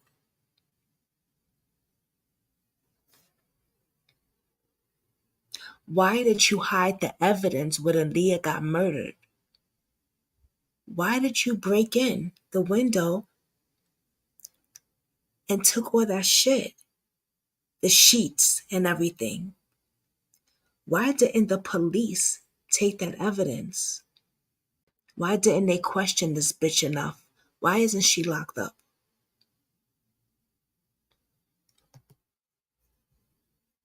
Bro, you were not her fucking best friend. You were not her best friend, bro. Amir, you were not her fucking best friend. This other bitch that stay in Detroit that want to sit there and talk shit too, none of y'all hoes, look, I'm gonna let y'all know, bro. I'm meeting with Aaliyah's mom today. I talked to Aaliyah's mom, bro. I begged Aaliyah to go back home, bro. I begged her, bro. I begged that girl to fucking go home, bro, because she ain't have nobody out here. And I'm tired of y'all niggas really just coming for me, bro. I really fucking am, dog. I really am.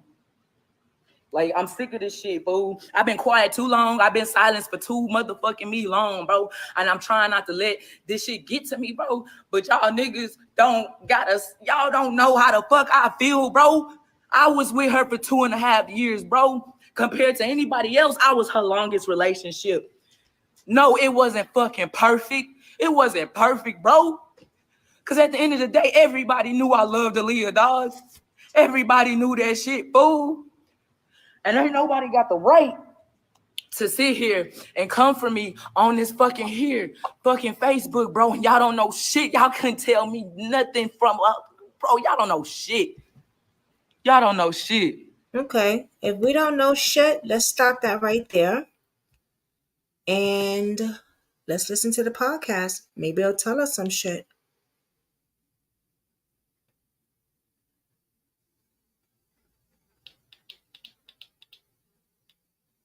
It's a new year. It's time to jump into a new run.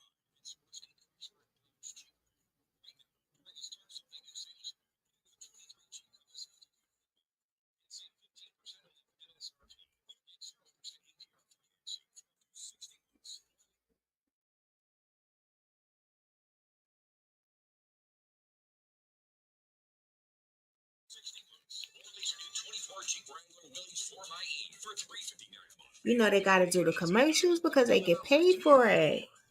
So this is from the UK. Catch My Killer.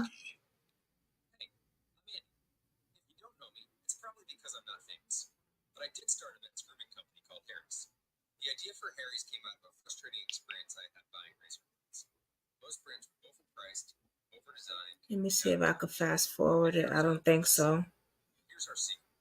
We make sharp, durable blades and sell them at honest prices for as low as $2. So why they doing that? Let me read the comments. They're not saying much. We still have other cases to do, but I want to do this podcast. We're going to listen to that, and then we're going to get into some other cases. Oh. Justice for Aaliyah. It's really sad because Denise has been fighting for her daughter for a long time.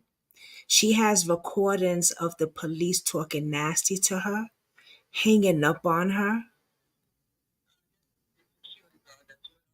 the security guard came around the corner and he seen Daniel's feet, and he ran to call the police. And that I don't understand because my daughter's feet was only 3 feet off the ground. So what was he 2 feet tall? Because I've been out there, came around the corner, and you see the whole body. So I have a problem with that. I have a problem that he said he ran to call the police, but yet you have tried to take a picture of my daughter hanging there. So that didn't make sense to me. So this security guard sees her, and then he calls the police, and the police come. What happens when the police get there? The fire department took the body down. The investigator coroner, she didn't get there an hour or two after the body was already being removed. She asked no question. And then in the police report where it says that, you know how they say there was no body when the security walked by, and then an hour later there was a body. And then the coroner investigator report the same thing, but there's a 10-20 minute difference in the times. So the police report states my daughter was hanging above her apartment, but yet the coroner, her apartment was 131A. The coroner investigator report says she was found hanging in between apartment 132A, 133A in a courtyard. All of this don't make sense. The police report says the backpack was by the knot that she tied, but yet the coroner investigator report says the backpack was on the stairs.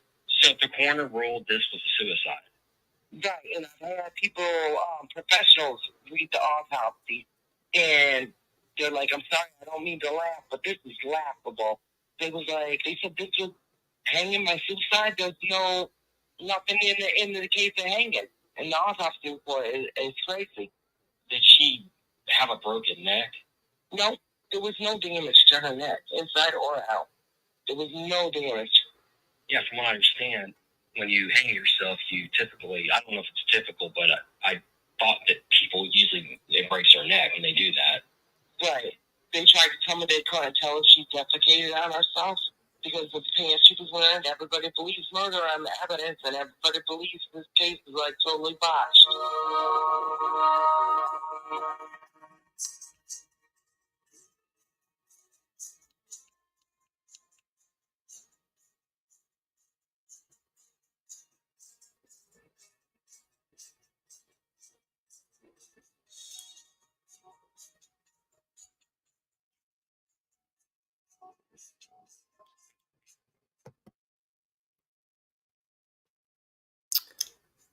I don't know what it is with the police not wanting to help this lady.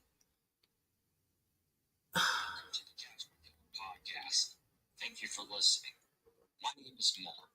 Since 2015, I've been writing a weekly column for the Claremont Sun newspaper in Ohio. I've covered unsolved homicides and true crime. Before we begin this week's story, I would like to ask for your support. To help support this podcast, I'm asking listeners to buy me a $5 cup of coffee every month. This will help cover the costs associated with creating this podcast. If you would like to help, please visit catchmykiller.com and click on the donate link or the buy me a coffee link. Even if you cannot buy me a cup of coffee, you can still help me by sharing these stories with your friends and family through word of mouth and social media. I agree. And that's enough of the coffee business. This week's story do a lot of involves a 22-year-old woman from Flint, Michigan, named Aaliyah Nicole Wilson. During the early morning hours of July 19th, 2020, Aaliyah was found deceased at her village of Piney Point apartment in Houston, Texas. Her death was immediately ruled a suicide by hanging. Aaliyah's family disagrees with the ruling and believes her body was staged to look like a suicide. An injury to the hyoid bone or a broken neck may occur in a hanging. However, Aaliyah's neck was not broken. One of the troubling issues about this case is that Aaliyah's backpack and slide-on shoes were found on the staircase. This meant that Aaliyah would have walked barefoot from the stairwell to her apartment, yet the bottom of her feet were clean. Dirt should have been on the bottom of her feet. Aaliyah's mother, Denise, was shown a demonstration in which a person walked up the stairs barefoot and then entered Aaliyah's apartment. The woman had dirt on the bottoms of her feet because the staircase was so dirty. Additionally, Aaliyah had made plans with her mother to return home to Michigan. A few days later, she was found dead.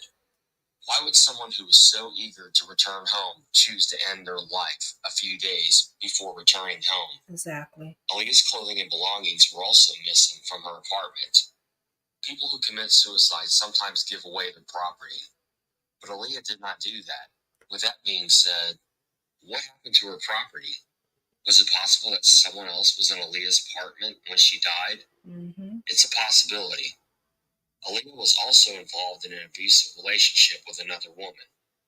Aaliyah's mother told me that the police were called to her apartment several times for domestic violence. Aaliyah had told her mother and friends that she was fearful of her ex. According to Aaliyah's mother, there was never an investigation into Aaliyah's death because it was immediately ruled a suicide. Was her death dismissed because she was a poor black woman? That's what her mother seems to think. Mm-hmm. Her goal is to get authorities in Houston to re-examine Aaliyah's case as a possible homicide. For this week's story, I spoke to Denise McClendon, who is Aaliyah's mother. She has asked me to help share her daughter's story in hopes that someone will hear it and take action. I didn't really raise her because at 13, she wanted a foster home. She didn't want to live with me because I was disabled and I could always watch everything she does. And she wanted to live in a foster home because the foster parents would work and she could do what she wanted to do.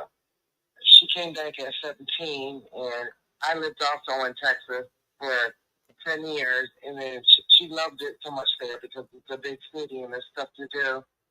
So she wanted to stay, but she was 3 days before she died. She posted online, F Texas, that's my apartment, I'm going back to Michigan.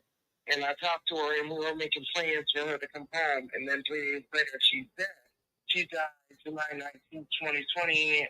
I found out on July 22nd. And I found out as I woke up to a text message from the ex-girlfriend that your daughter had died. So my husband called the police, and the police said she hung herself with her fitted sheet, and she let them know. And that's all they told us. And then the coroner called and gave us more information. They said that my daughter came out of her apartment with some Nike slide-on shoes and a backpack and set those on the stairs. She walked upstairs barefooted, but there was no dirt on her feet. Her apartment door was locked. There's a lot of aspects to this case. Like when I went to my daughter's apartment, she looked in for a year and just gone to court, but there was no piece of paper or receipt in her apartment. But I did find a garbage bag of some wet towels, and I asked the police if they want them, and they told me no. That was the mistake right there. Grab them because I didn't want them to smell me. And then the police called me 2 days later and told me that this ex-girlfriend had busted one of my daughter's windows. And I went back over there to see about the wet towels, and those were gone along with all her bras and panties. And I just have, from day one, that ex-girlfriend has asked me, do I have information on a post-suicide? I received a message in Messenger in October 2020, and I just found out about these messages. Somebody that has a fake name left me a message and told me they wanted to tell me about my daughter's murder and to call them. And I didn't call them because I couldn't get a hold of them. They hadn't been on Facebook for about a year. Let me ask you a couple questions. Where's home for Aaliyah? From Michigan. So, how did she end up in Texas? Because I moved there and lived there 10 years, and then when I came back to Michigan, she did not want to return because Houston is a big city, and there's lots of things to do. So she was young, so she wanted to remain in Texas and party and have fun. And how old was she at the time? And when I returned back to Michigan, I would say she was around 19. And you said that she was living in foster care. That wasn't in Texas, though, was it? Yes, it was. Up until she was like from 13 to 17. So was she unruly? She was. She has like felony assaults on a police officer. As soon as she turned 13, she was unruly because she could refuse to do schoolwork, and she could just refuse, and that I couldn't do anything about it.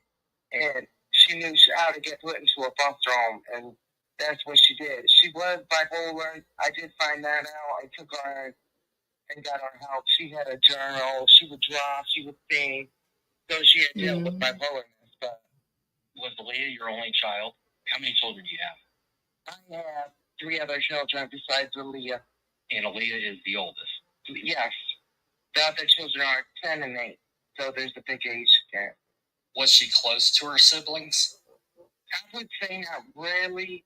She'd call and my other children would talk to her about toys and stuff. And she always called. She loved them. She always wanted pictures of them.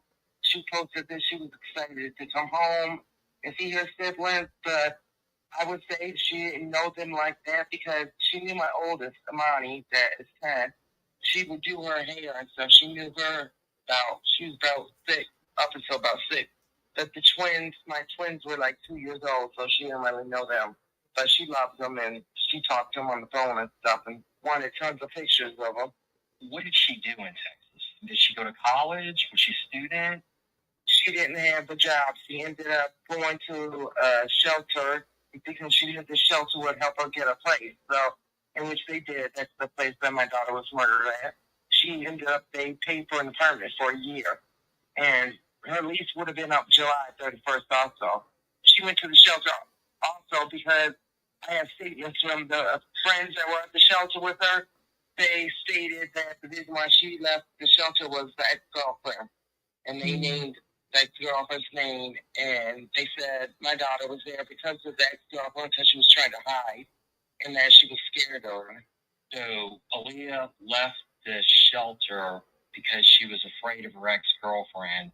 So the shelter put her up in this apartment for a year. Were there any specific requirements that she had to meet to get the apartment, or just be homeless, and then within the year's time that they need for her, she was required to get a job. And did she work?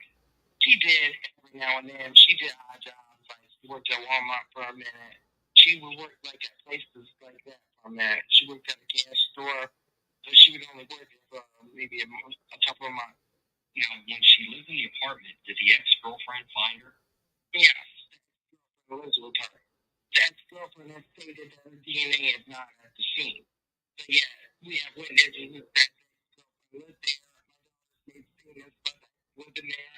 My daughter's next door neighbor said that his walls used to shake. He came outside one day and seen my daughter already on the stoop talking about the police. The police were called to my daughter's apartment 10 times within the year. So I have statements of my daughter talking about that she put up with abuse for 2 years from this ex and other statements where she's talking about the abuse. And the police tried to use the one statement against my daughter because I was so distraught and they wasn't able to point it out. But in the statement where she's saying she had wrote a statement was abused and stuff, and she said no. She said something like, mind you, I made a third twin during myself without informing anyone. Last night. And then at the bottom she said I woke up. And that's part of her bipolarness. She was taught to write her feelings down. She was writing her feelings down. She said last night. And then she said I woke up. With everything about her mental state, where she been in her past, that she had prostituted in her past before, that knew all of this, and she used it against my daughter.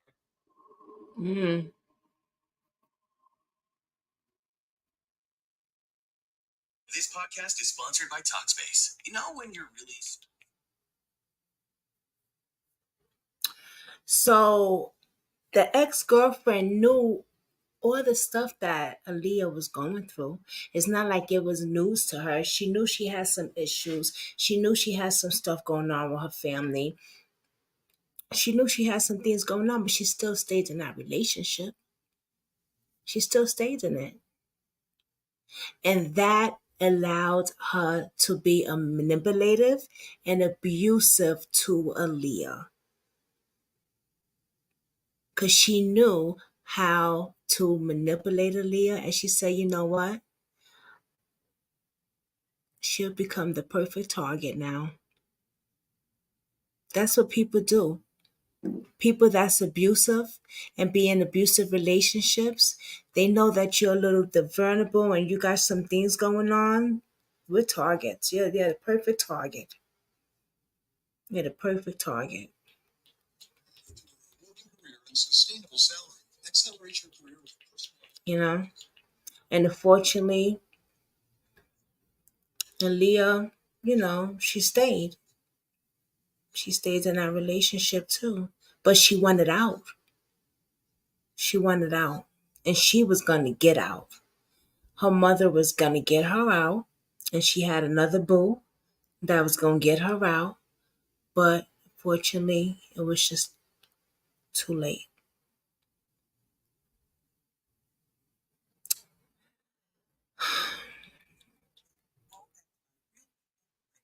Domestic violence is really, really serious. It's nothing to play with. Those have been through it like myself, and I know others. If you know, get the hell out of it now. Please. For allowing Please. your partner to stay there. Wouldn't that be a rule that you're not allowed to have an abusive ex or partner to stay there? I'm not sure. I would imagine nobody was allowed to stay there, and if that was the case, she wouldn't have told him. She would have just had the girl there. When was the last time that you spoke to Aaliyah? 3 days before she died. What did you discuss? We discussed her coming home, and we were trying to see how she was going to do. She had to train the plane, and the money was going to come from. What was the plan? The plan was for her to get the train, and I was going to ask her grandfather for some of the money, and her grandfather, I hadn't spoken to him in 18 years, but I was willing to speak to him to try to get some funds to help me out to get her home. What was Aaliyah's mood on that day when you spoke to her? Was she happy? Was she sad? Was she scared? She was always happy. One of her friends that was in the shelter because she had been raped and ended up pregnant. And she said Aaliyah is the only one that brought her out of the cell. Aaliyah had a good heart. She was always happy. And they had a personal diary together that she's going to try to find for me. It was between her and Aaliyah made a statement that she does have depression, but she didn't want to kill herself. From what I understand, when it comes to suicide, usually if somebody does it, they've attempted it before, unsuccessfully. Right, and the police were trying to use that because I guess in 2018, she had took some pills, and they said she tried to OD on pills, and so they used that, and they said she was suicidal. That was in 2018, and I myself took a bottle of pills, not because I wanted to kill myself, I wanted attention, and that was my daughter. She wanted attention. Was there a note? Did she leave a video or anything behind?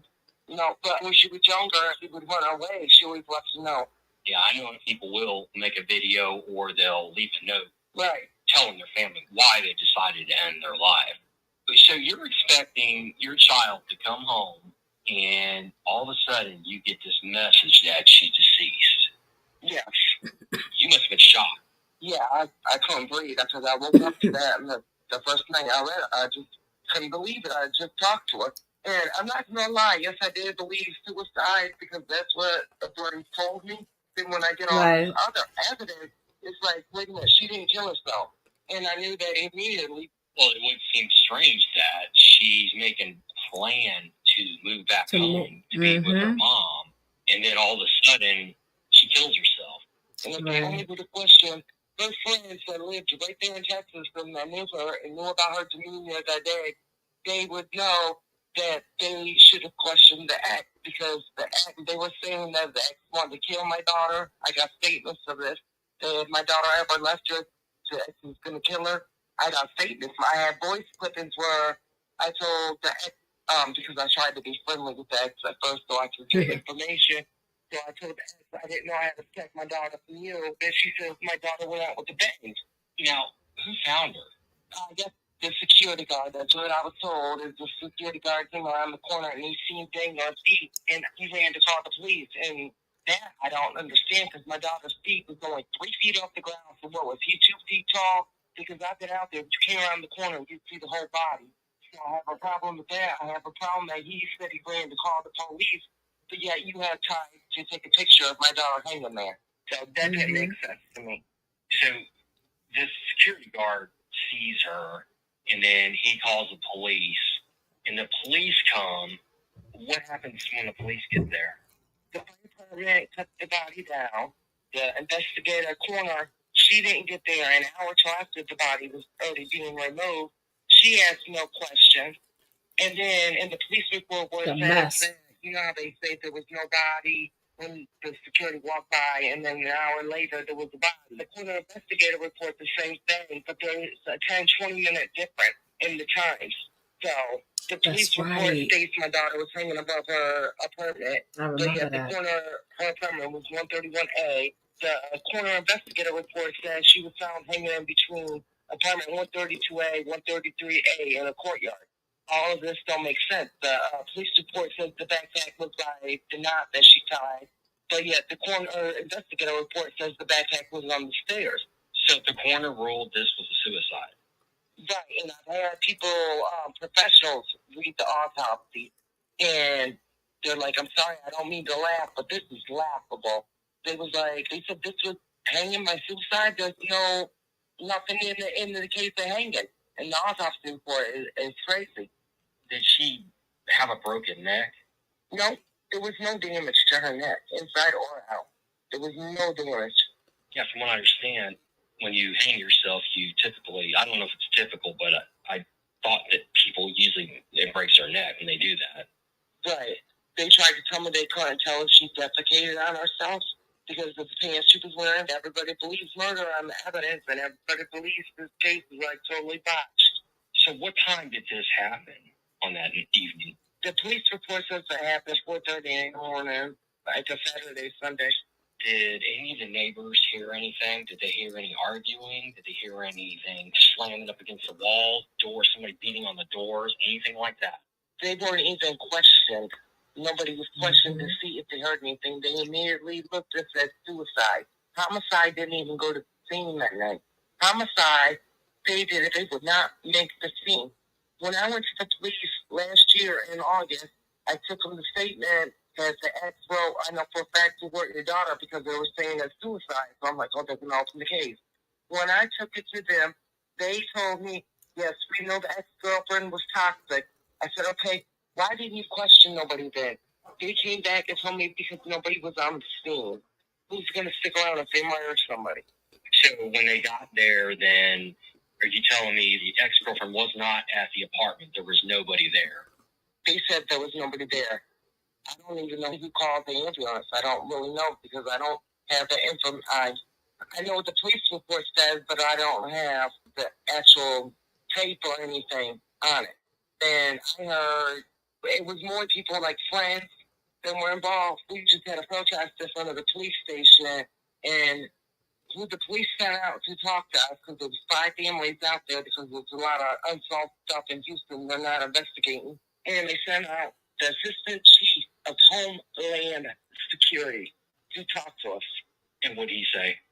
Oh, he promised to look into it and call, and I knew he wasn't. After I got through talking to him, I was like, well, he dismissed when I was talking to him. He wasn't really interested in what I was saying. Sounds like they just ruled it a suicide immediately without really investigating. That's exactly how it went. They didn't investigate nothing. They questioned no one. Like I said, I got statements with the friend saying that ex abused my daughter, that ex threatened to kill my daughter, that ex pulled a gun out on him.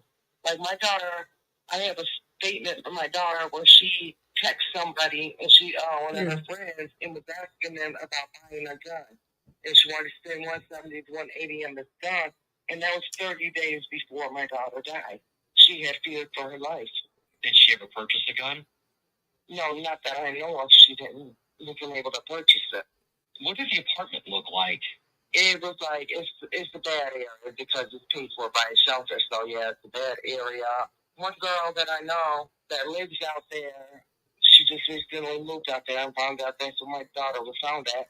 But she said they've had at least 3 murders within a month that she has lived there, and she had to find out about them on her own. The apartment complex didn't even let people know.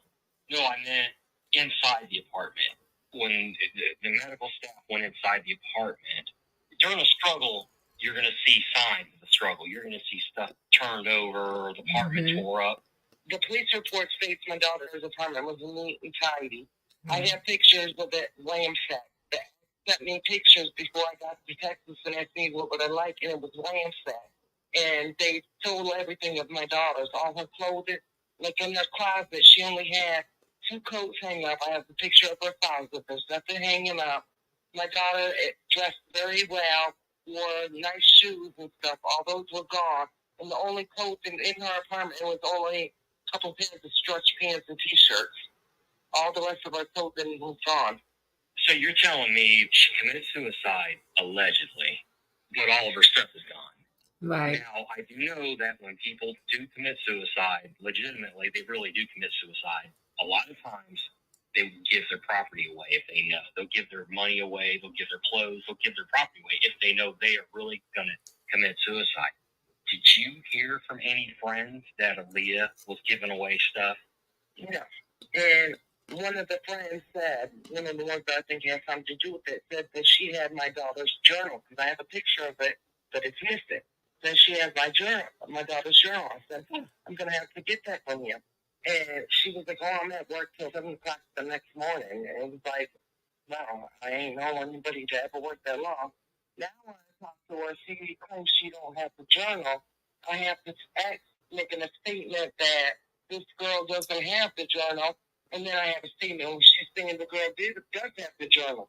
So, and then she's saying the girl had the journal because Aaliyah wanted her to have it.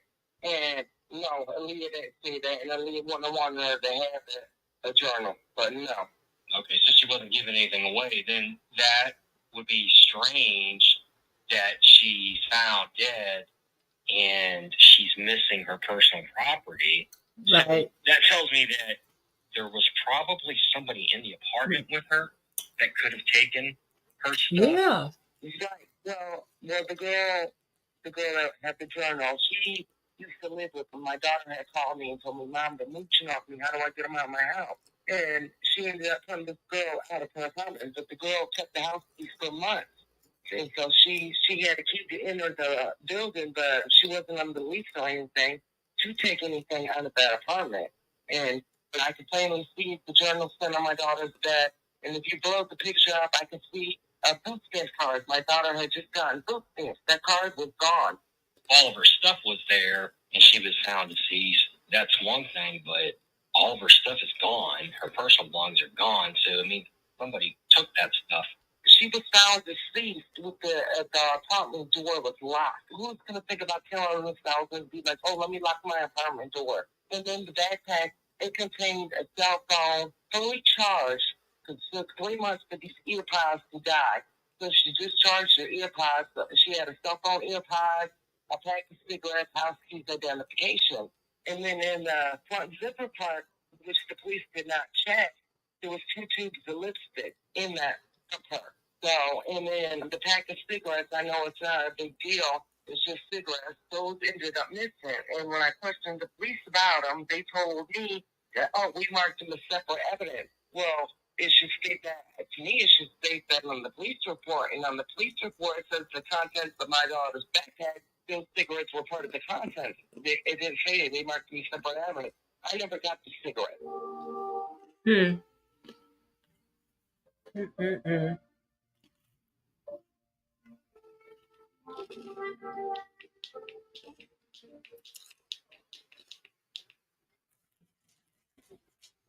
It's a lot, y'all.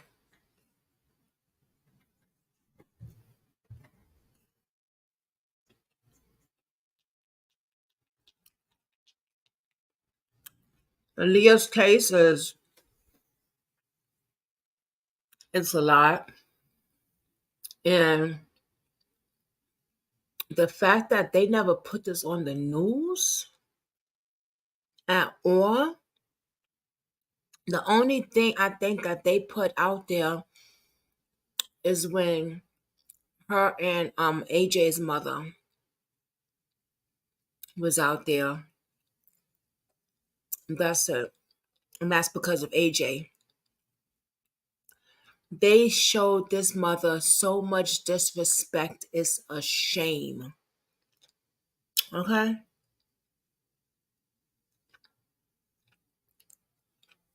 Um,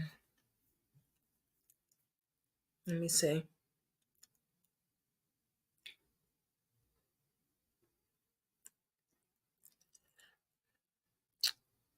There's a lot to this podcast, to this episode. So we're gonna have to do a part 2 with this. Let me see. Mm, yeah.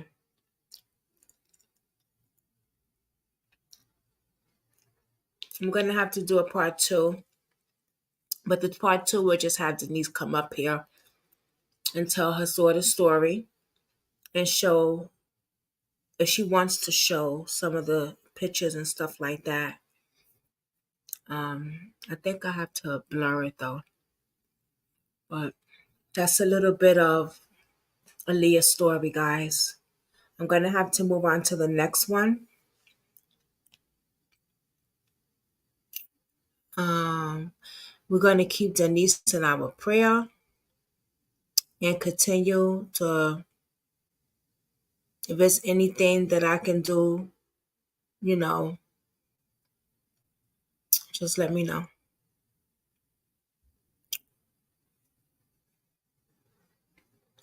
The next one, this next case is Julie's friend, our new family, our new sub Julie, Brooklyn Squad Julie.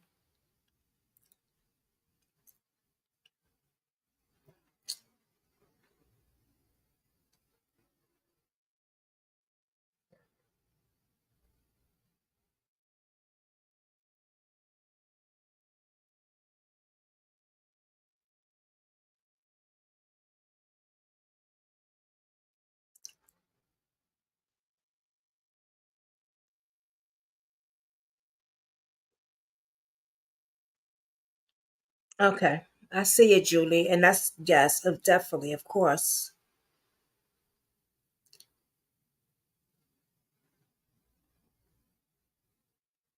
Okay, so Julie's friend Jeremy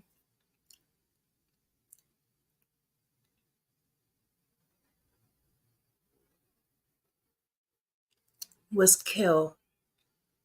This is a cold case, guys. Yeah, this is a cold case. Hold on, let me say something.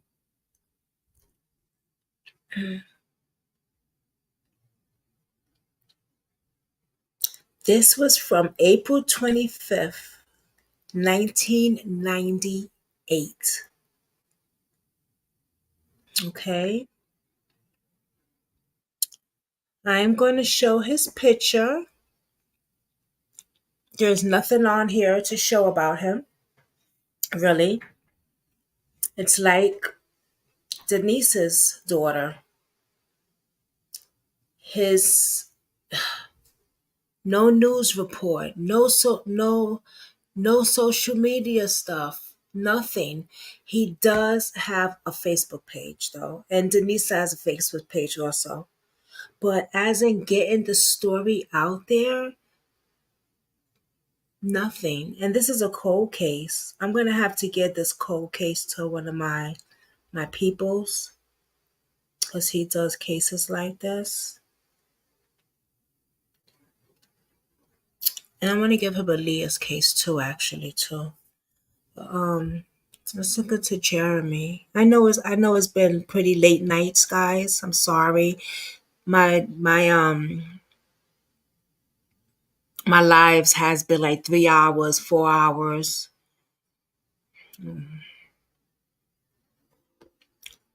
I'm so sorry.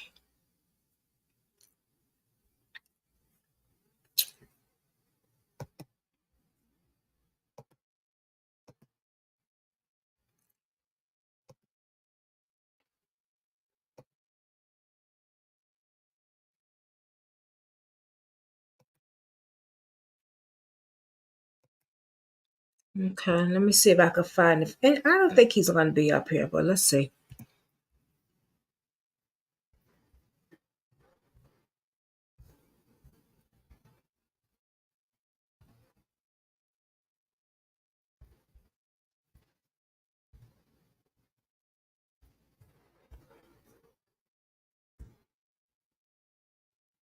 Oh.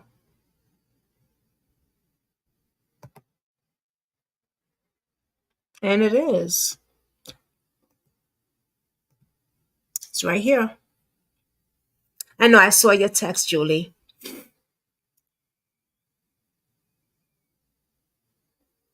Yes. Okay, so we'll have her up here. Okay. Um, his name was, and there is a reward though for his case. Okay. His name was Jeremy Chapler. He was 20 years old. Okay.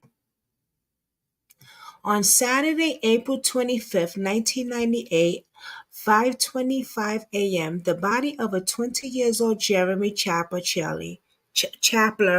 was found on Buckley Trail, 200 feet south of 4th Avenue, approximately 2.5 miles northeast of Donatil, Illinois, by fishermen route to the Coffin Lake. Jeremy apparently died from being struck or run over by a vehicle. Jeremy had last been seen around 2 o'clock in the morning on April 25th, 1988. At a farmhouse party 2 miles away. Jeremy had been walking home 10 miles when unalive. If you have any questions, please contact Illinois State Police Crash Unit 618-542-1116 Crime Stoppers.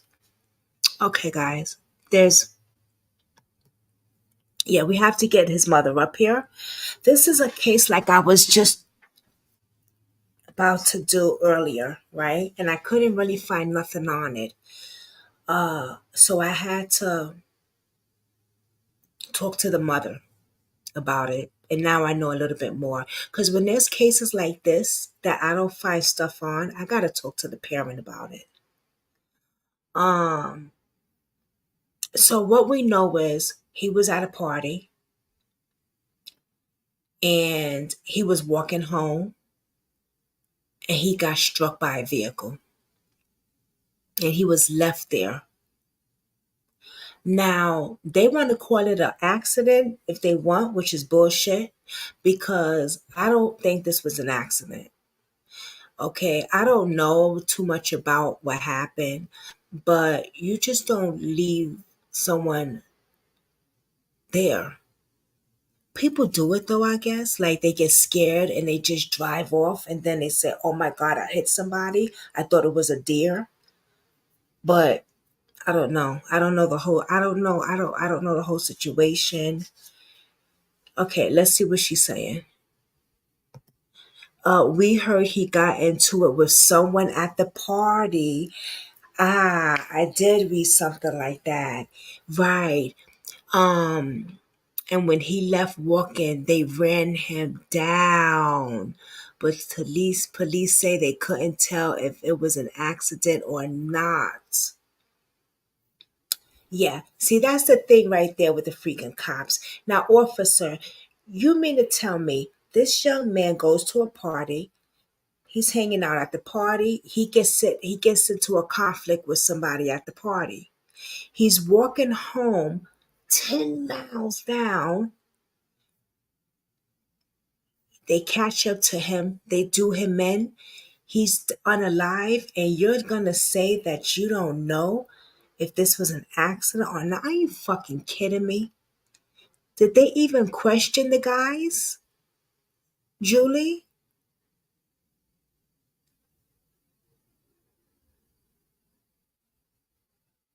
Did they even question these men? Or whoever, guys, girls, whoever? Another Illinois.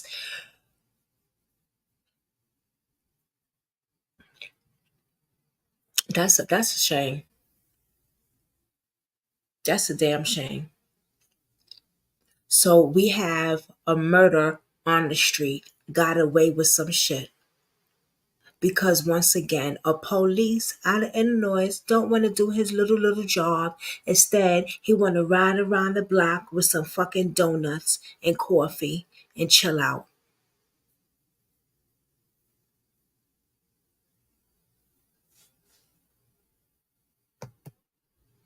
He would never drink and drive. What they say he was, well, what do you mean he would never drink and drive? He was walking home, right? And someone hit him and just kept going.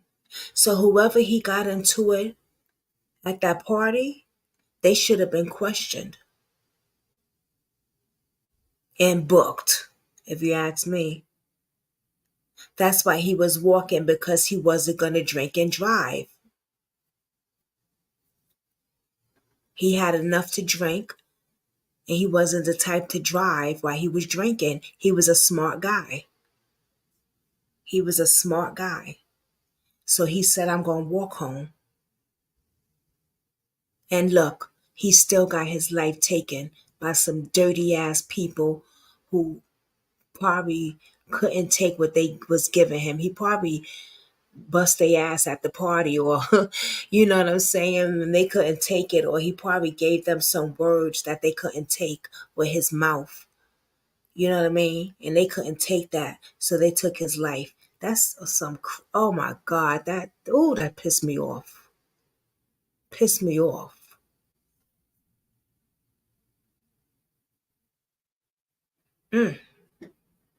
I'm so sorry. I'm so sorry. When I talk to his mother, I'll get some more from him. From her.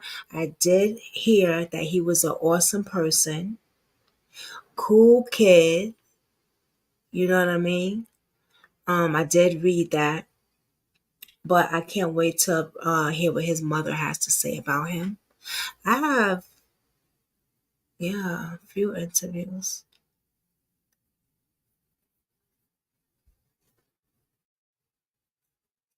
I think I'm going to do my Patreons with that one though first.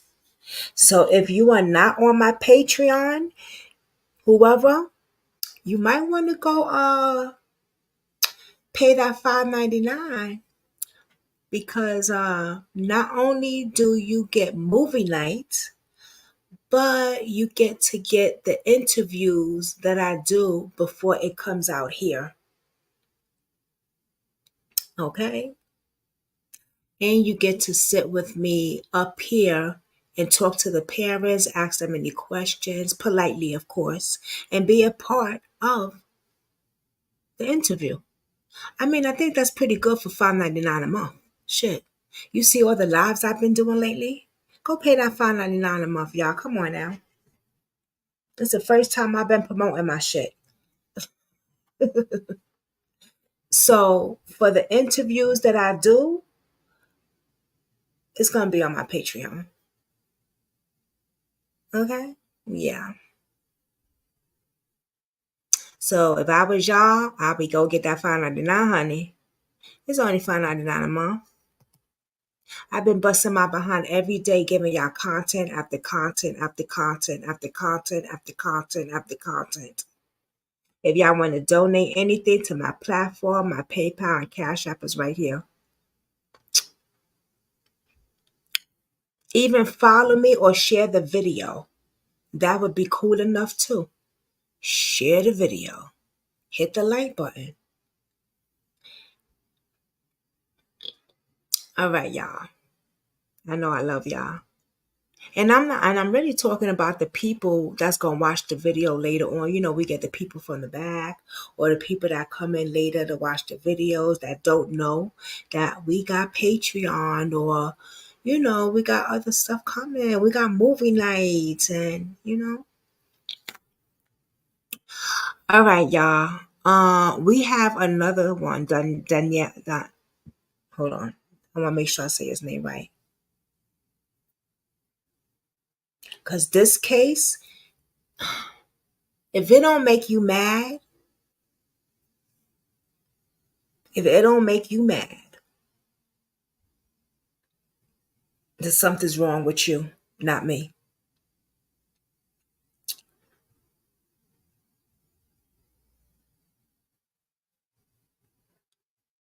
This next young man, okay, I am still in contact with his mother.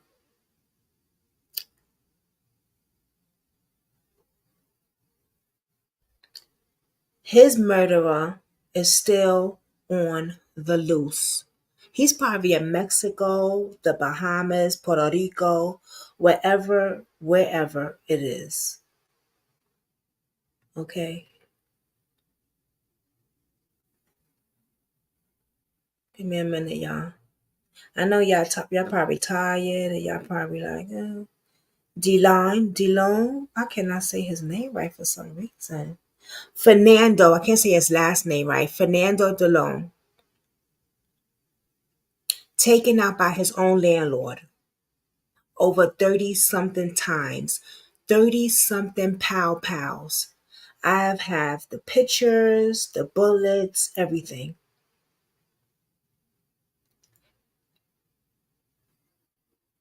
Let's play the video.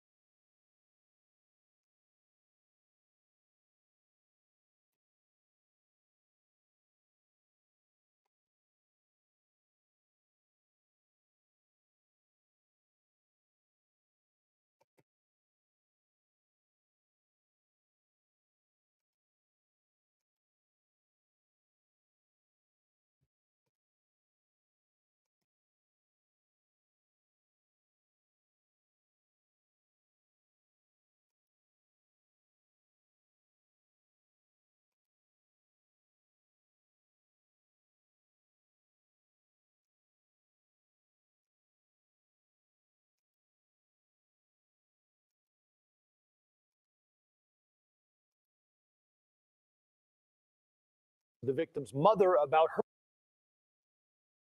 This Tuesday marks 3 years since a father of 6 was murdered. The man accused of killing him, his landlord, is on the run. In a story you'll see only on 2, our Suzanne Lemonnier speaks to the victim's mother about her.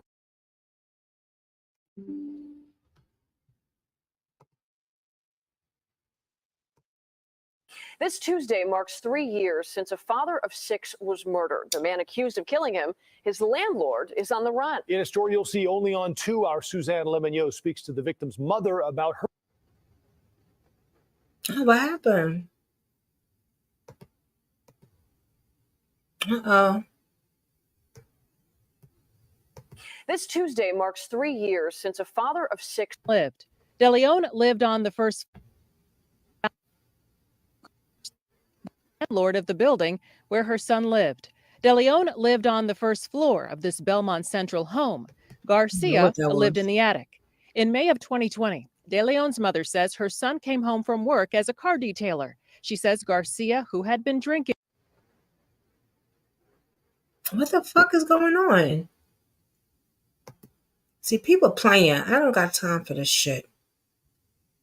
Started an argument. No, that's not what we're gonna do.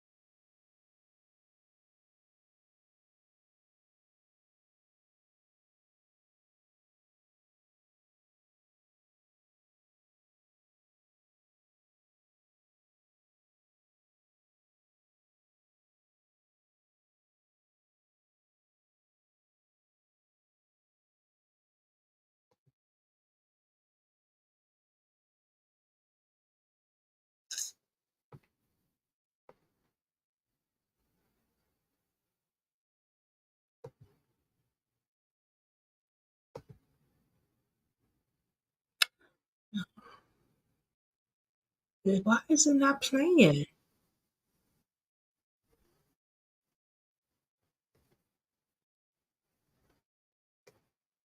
In May of 2020, De Leon's mother says her son came home from work as a car detailer. She says Garcia, who had been drinking, started an argument with her son. Perez says Garcia shot him at least 15 times. No, it was more than Fernando 15. Miguel De Leon was I shot to counted death the bullets. inside this house. The landlord was charged with his murder.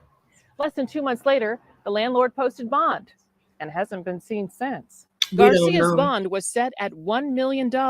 He posted the $100,000 needed for bail. I demand answers. I demand that they look for them to look for him.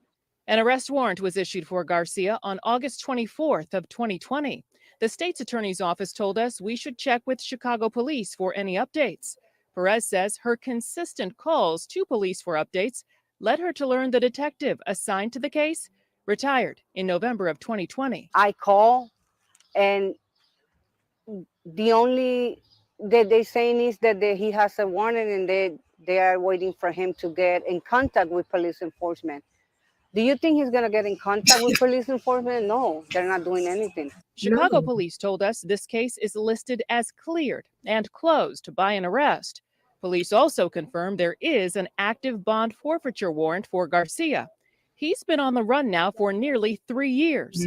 Perez hopes someone watching will recognize Garcia and call police. And it's not fair that I'm crying. I'm still grieving like it was today. It happened today. De Leon's family is planning a vigil here at Reese Park on Tuesday, the 3-year anniversary of the 34-year-old father's murder. Suzanne Lemignot, CBS 2 News. We reached out to the U.S. Marshals to see where things stand with this case, and we are still waiting to hear back.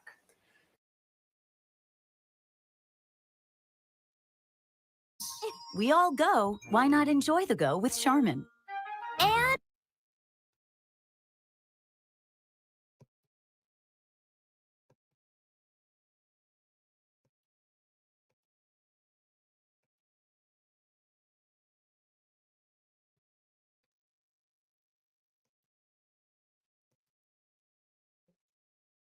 Hold on.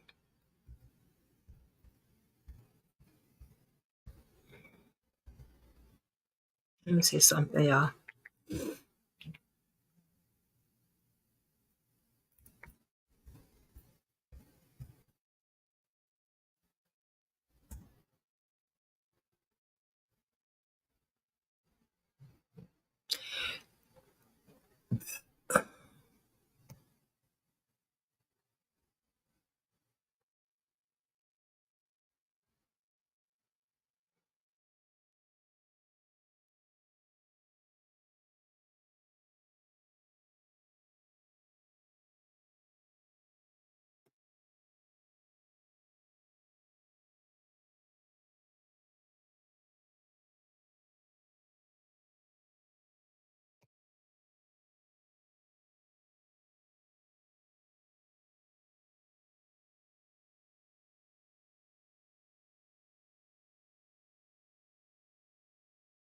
Yeah, nobody was talking about him on no content creator. Only one that I gave the case to.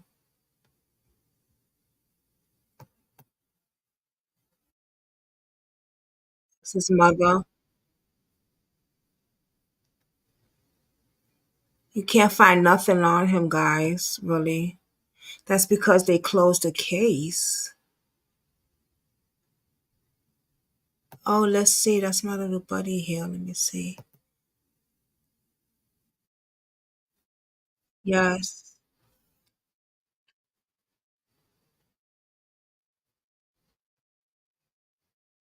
This is who I messed with right here.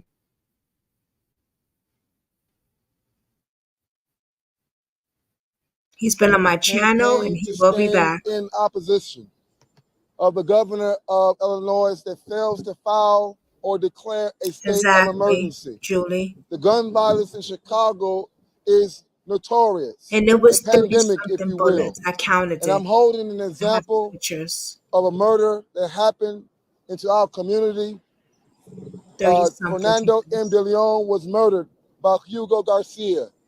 And right now, he has still have not gotten justice. So I'm going to hold his picture today on display to show of how serious this issue is. I have behind me a display of faces of children murdered in this violence. I want to just go ahead and end it here to show exactly why we're here on day 4. If you have any other further questions or like to share this live, that'll be greatly appreciated. Thank you very much. And we will proceed forward with our next part of this action. Amen. He's been on my platform speaking to you guys. I want to bring him back because I have a lot of new subs. I definitely want to bring him back on. He has a lot of information to give you guys about the crime and the murdering that goes on and stuff like that. Yeah, he's an activist. He's the one that I told Barbara Hoare to reach out to.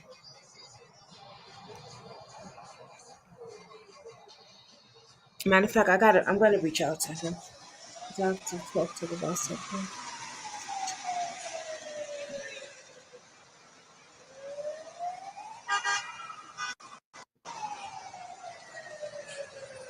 He's out there, he does his thing. He's really good.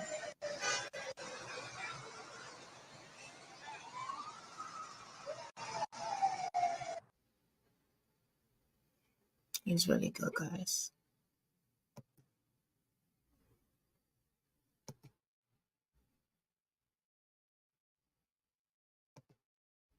Shalom Aleichem. I talked about his case, but I don't know. Let me see.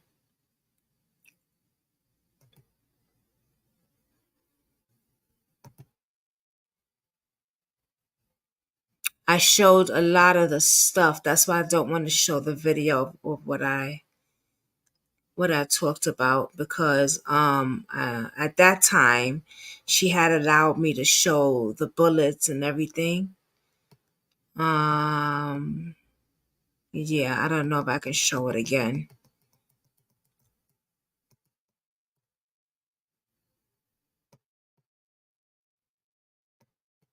Let me see.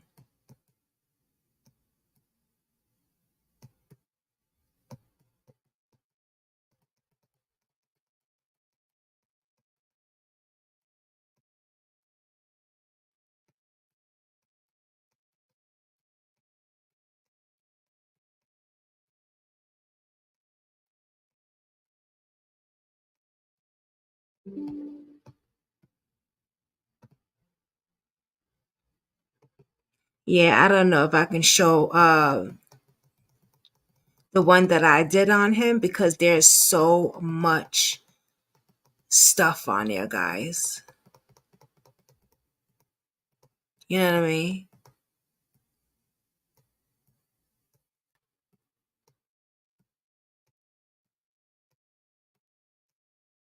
So I don't know.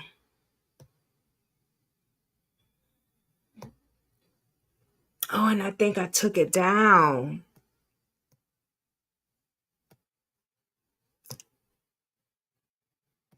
Because at the time it was okay to show how many bullets and stuff like that. But then I think she said an attorney or something told her not to show that. Yeah, I think I took that down. But anyway. But yeah, Julie, he hasn't been found. They saying 15 pounds, honey. No, I counted over 30, 25 or 30. It was a lot. It looked like something from the mafia movie. Like, it was crazy. It was like he went in like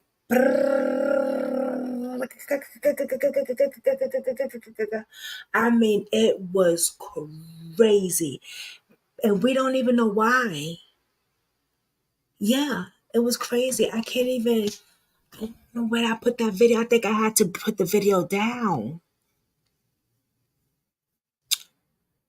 I think I had to take it down. Let me see.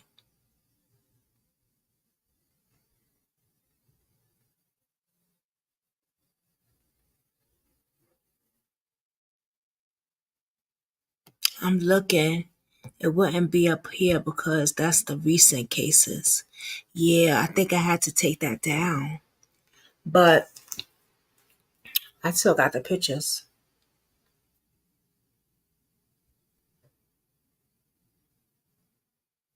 So I will show.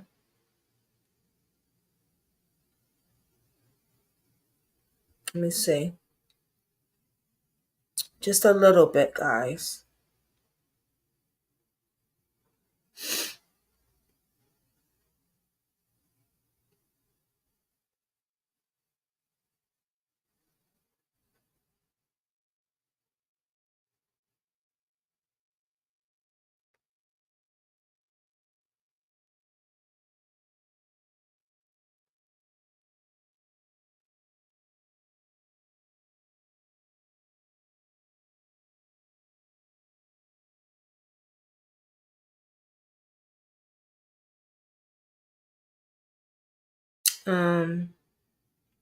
No, I don't have that no more either.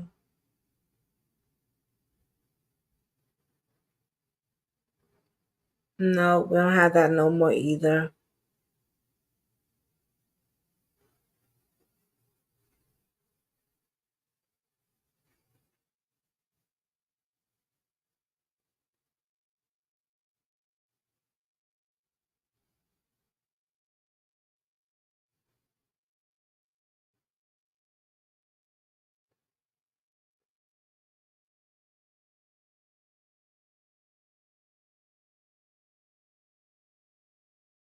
Oh, yeah. It was 40 times.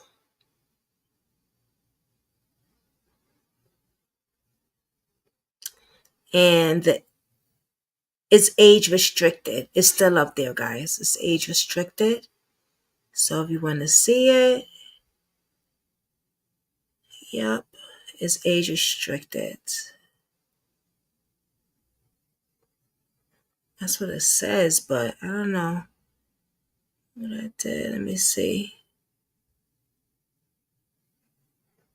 Oh, no, it's still up there. It's still up there.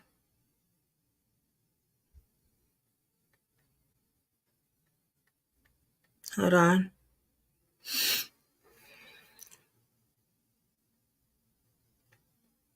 I have to sign in.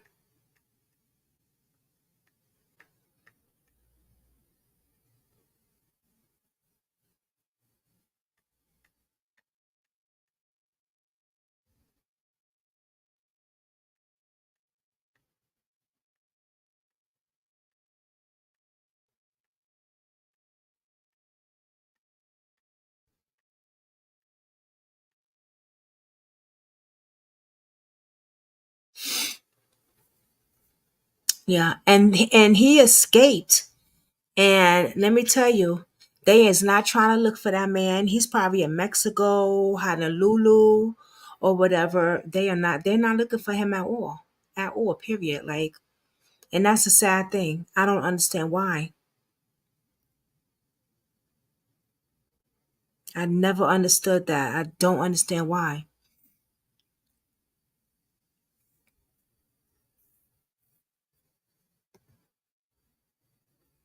You shoot a man that many times. It's crazy.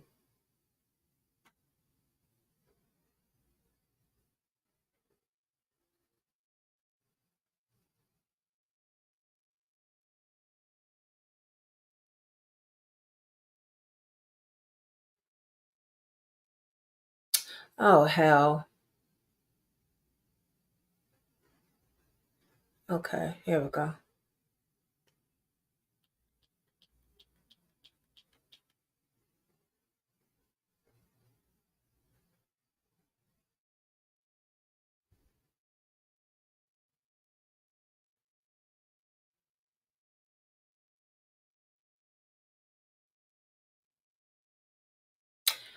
Oh. Oh, I don't know what happened, y'all. Let me see. Developing now at Oh, four, a wait a man minute. and woman. Okay. I don't know. I did take it. I think I did take it down. Yeah. I thought I had it. No, I took it down.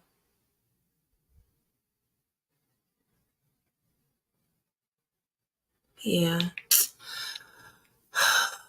It's sad though, guys. You know.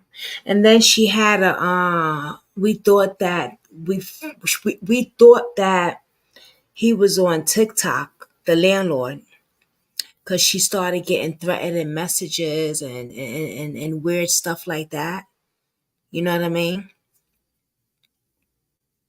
Saying stuff like, oh, he's better off in where he's at, and just weird shit, yo. You'll get some crazy, weird stuff. People do the weirdest things to family members that's suffering and grieving. For real. People do the weirdest things to family members. It doesn't make any sense. Like, you know, a family member is going through their stuff and they grieving. Why would you make it worse? If you was in that predicament, would you like somebody to do that shit to you? I always say that though. You know what I mean? Like, put yourself in somebody else's shoes. If you was going through that, would you like somebody to do this shit to you? Come on now. Don't make no sense. But y'all, we're about to end this video. We've been on here since 8 o'clock. It is 11 o'clock now. It's done. And I still have to make it shorts out of this. So good night. Thank y'all for sticking around. It was a little hectic today with this because I couldn't find certain videos because cases are not out there. People are not talking about it. It ain't my fault. I'm sorry. You know what I mean? It's sad. It's really, really sad. And you know the part, if you're not Ben Crump's case, and you're not going viral, you're not going to be talked about. And that's the sad thing about it. That's what I hate about it. Like, all cases should matter, rather if it's going viral, if it's not going viral. All cases should matter, if he's Ben Crump or if it's not Ben Crump case. All cases should matter, and Leah's case matters.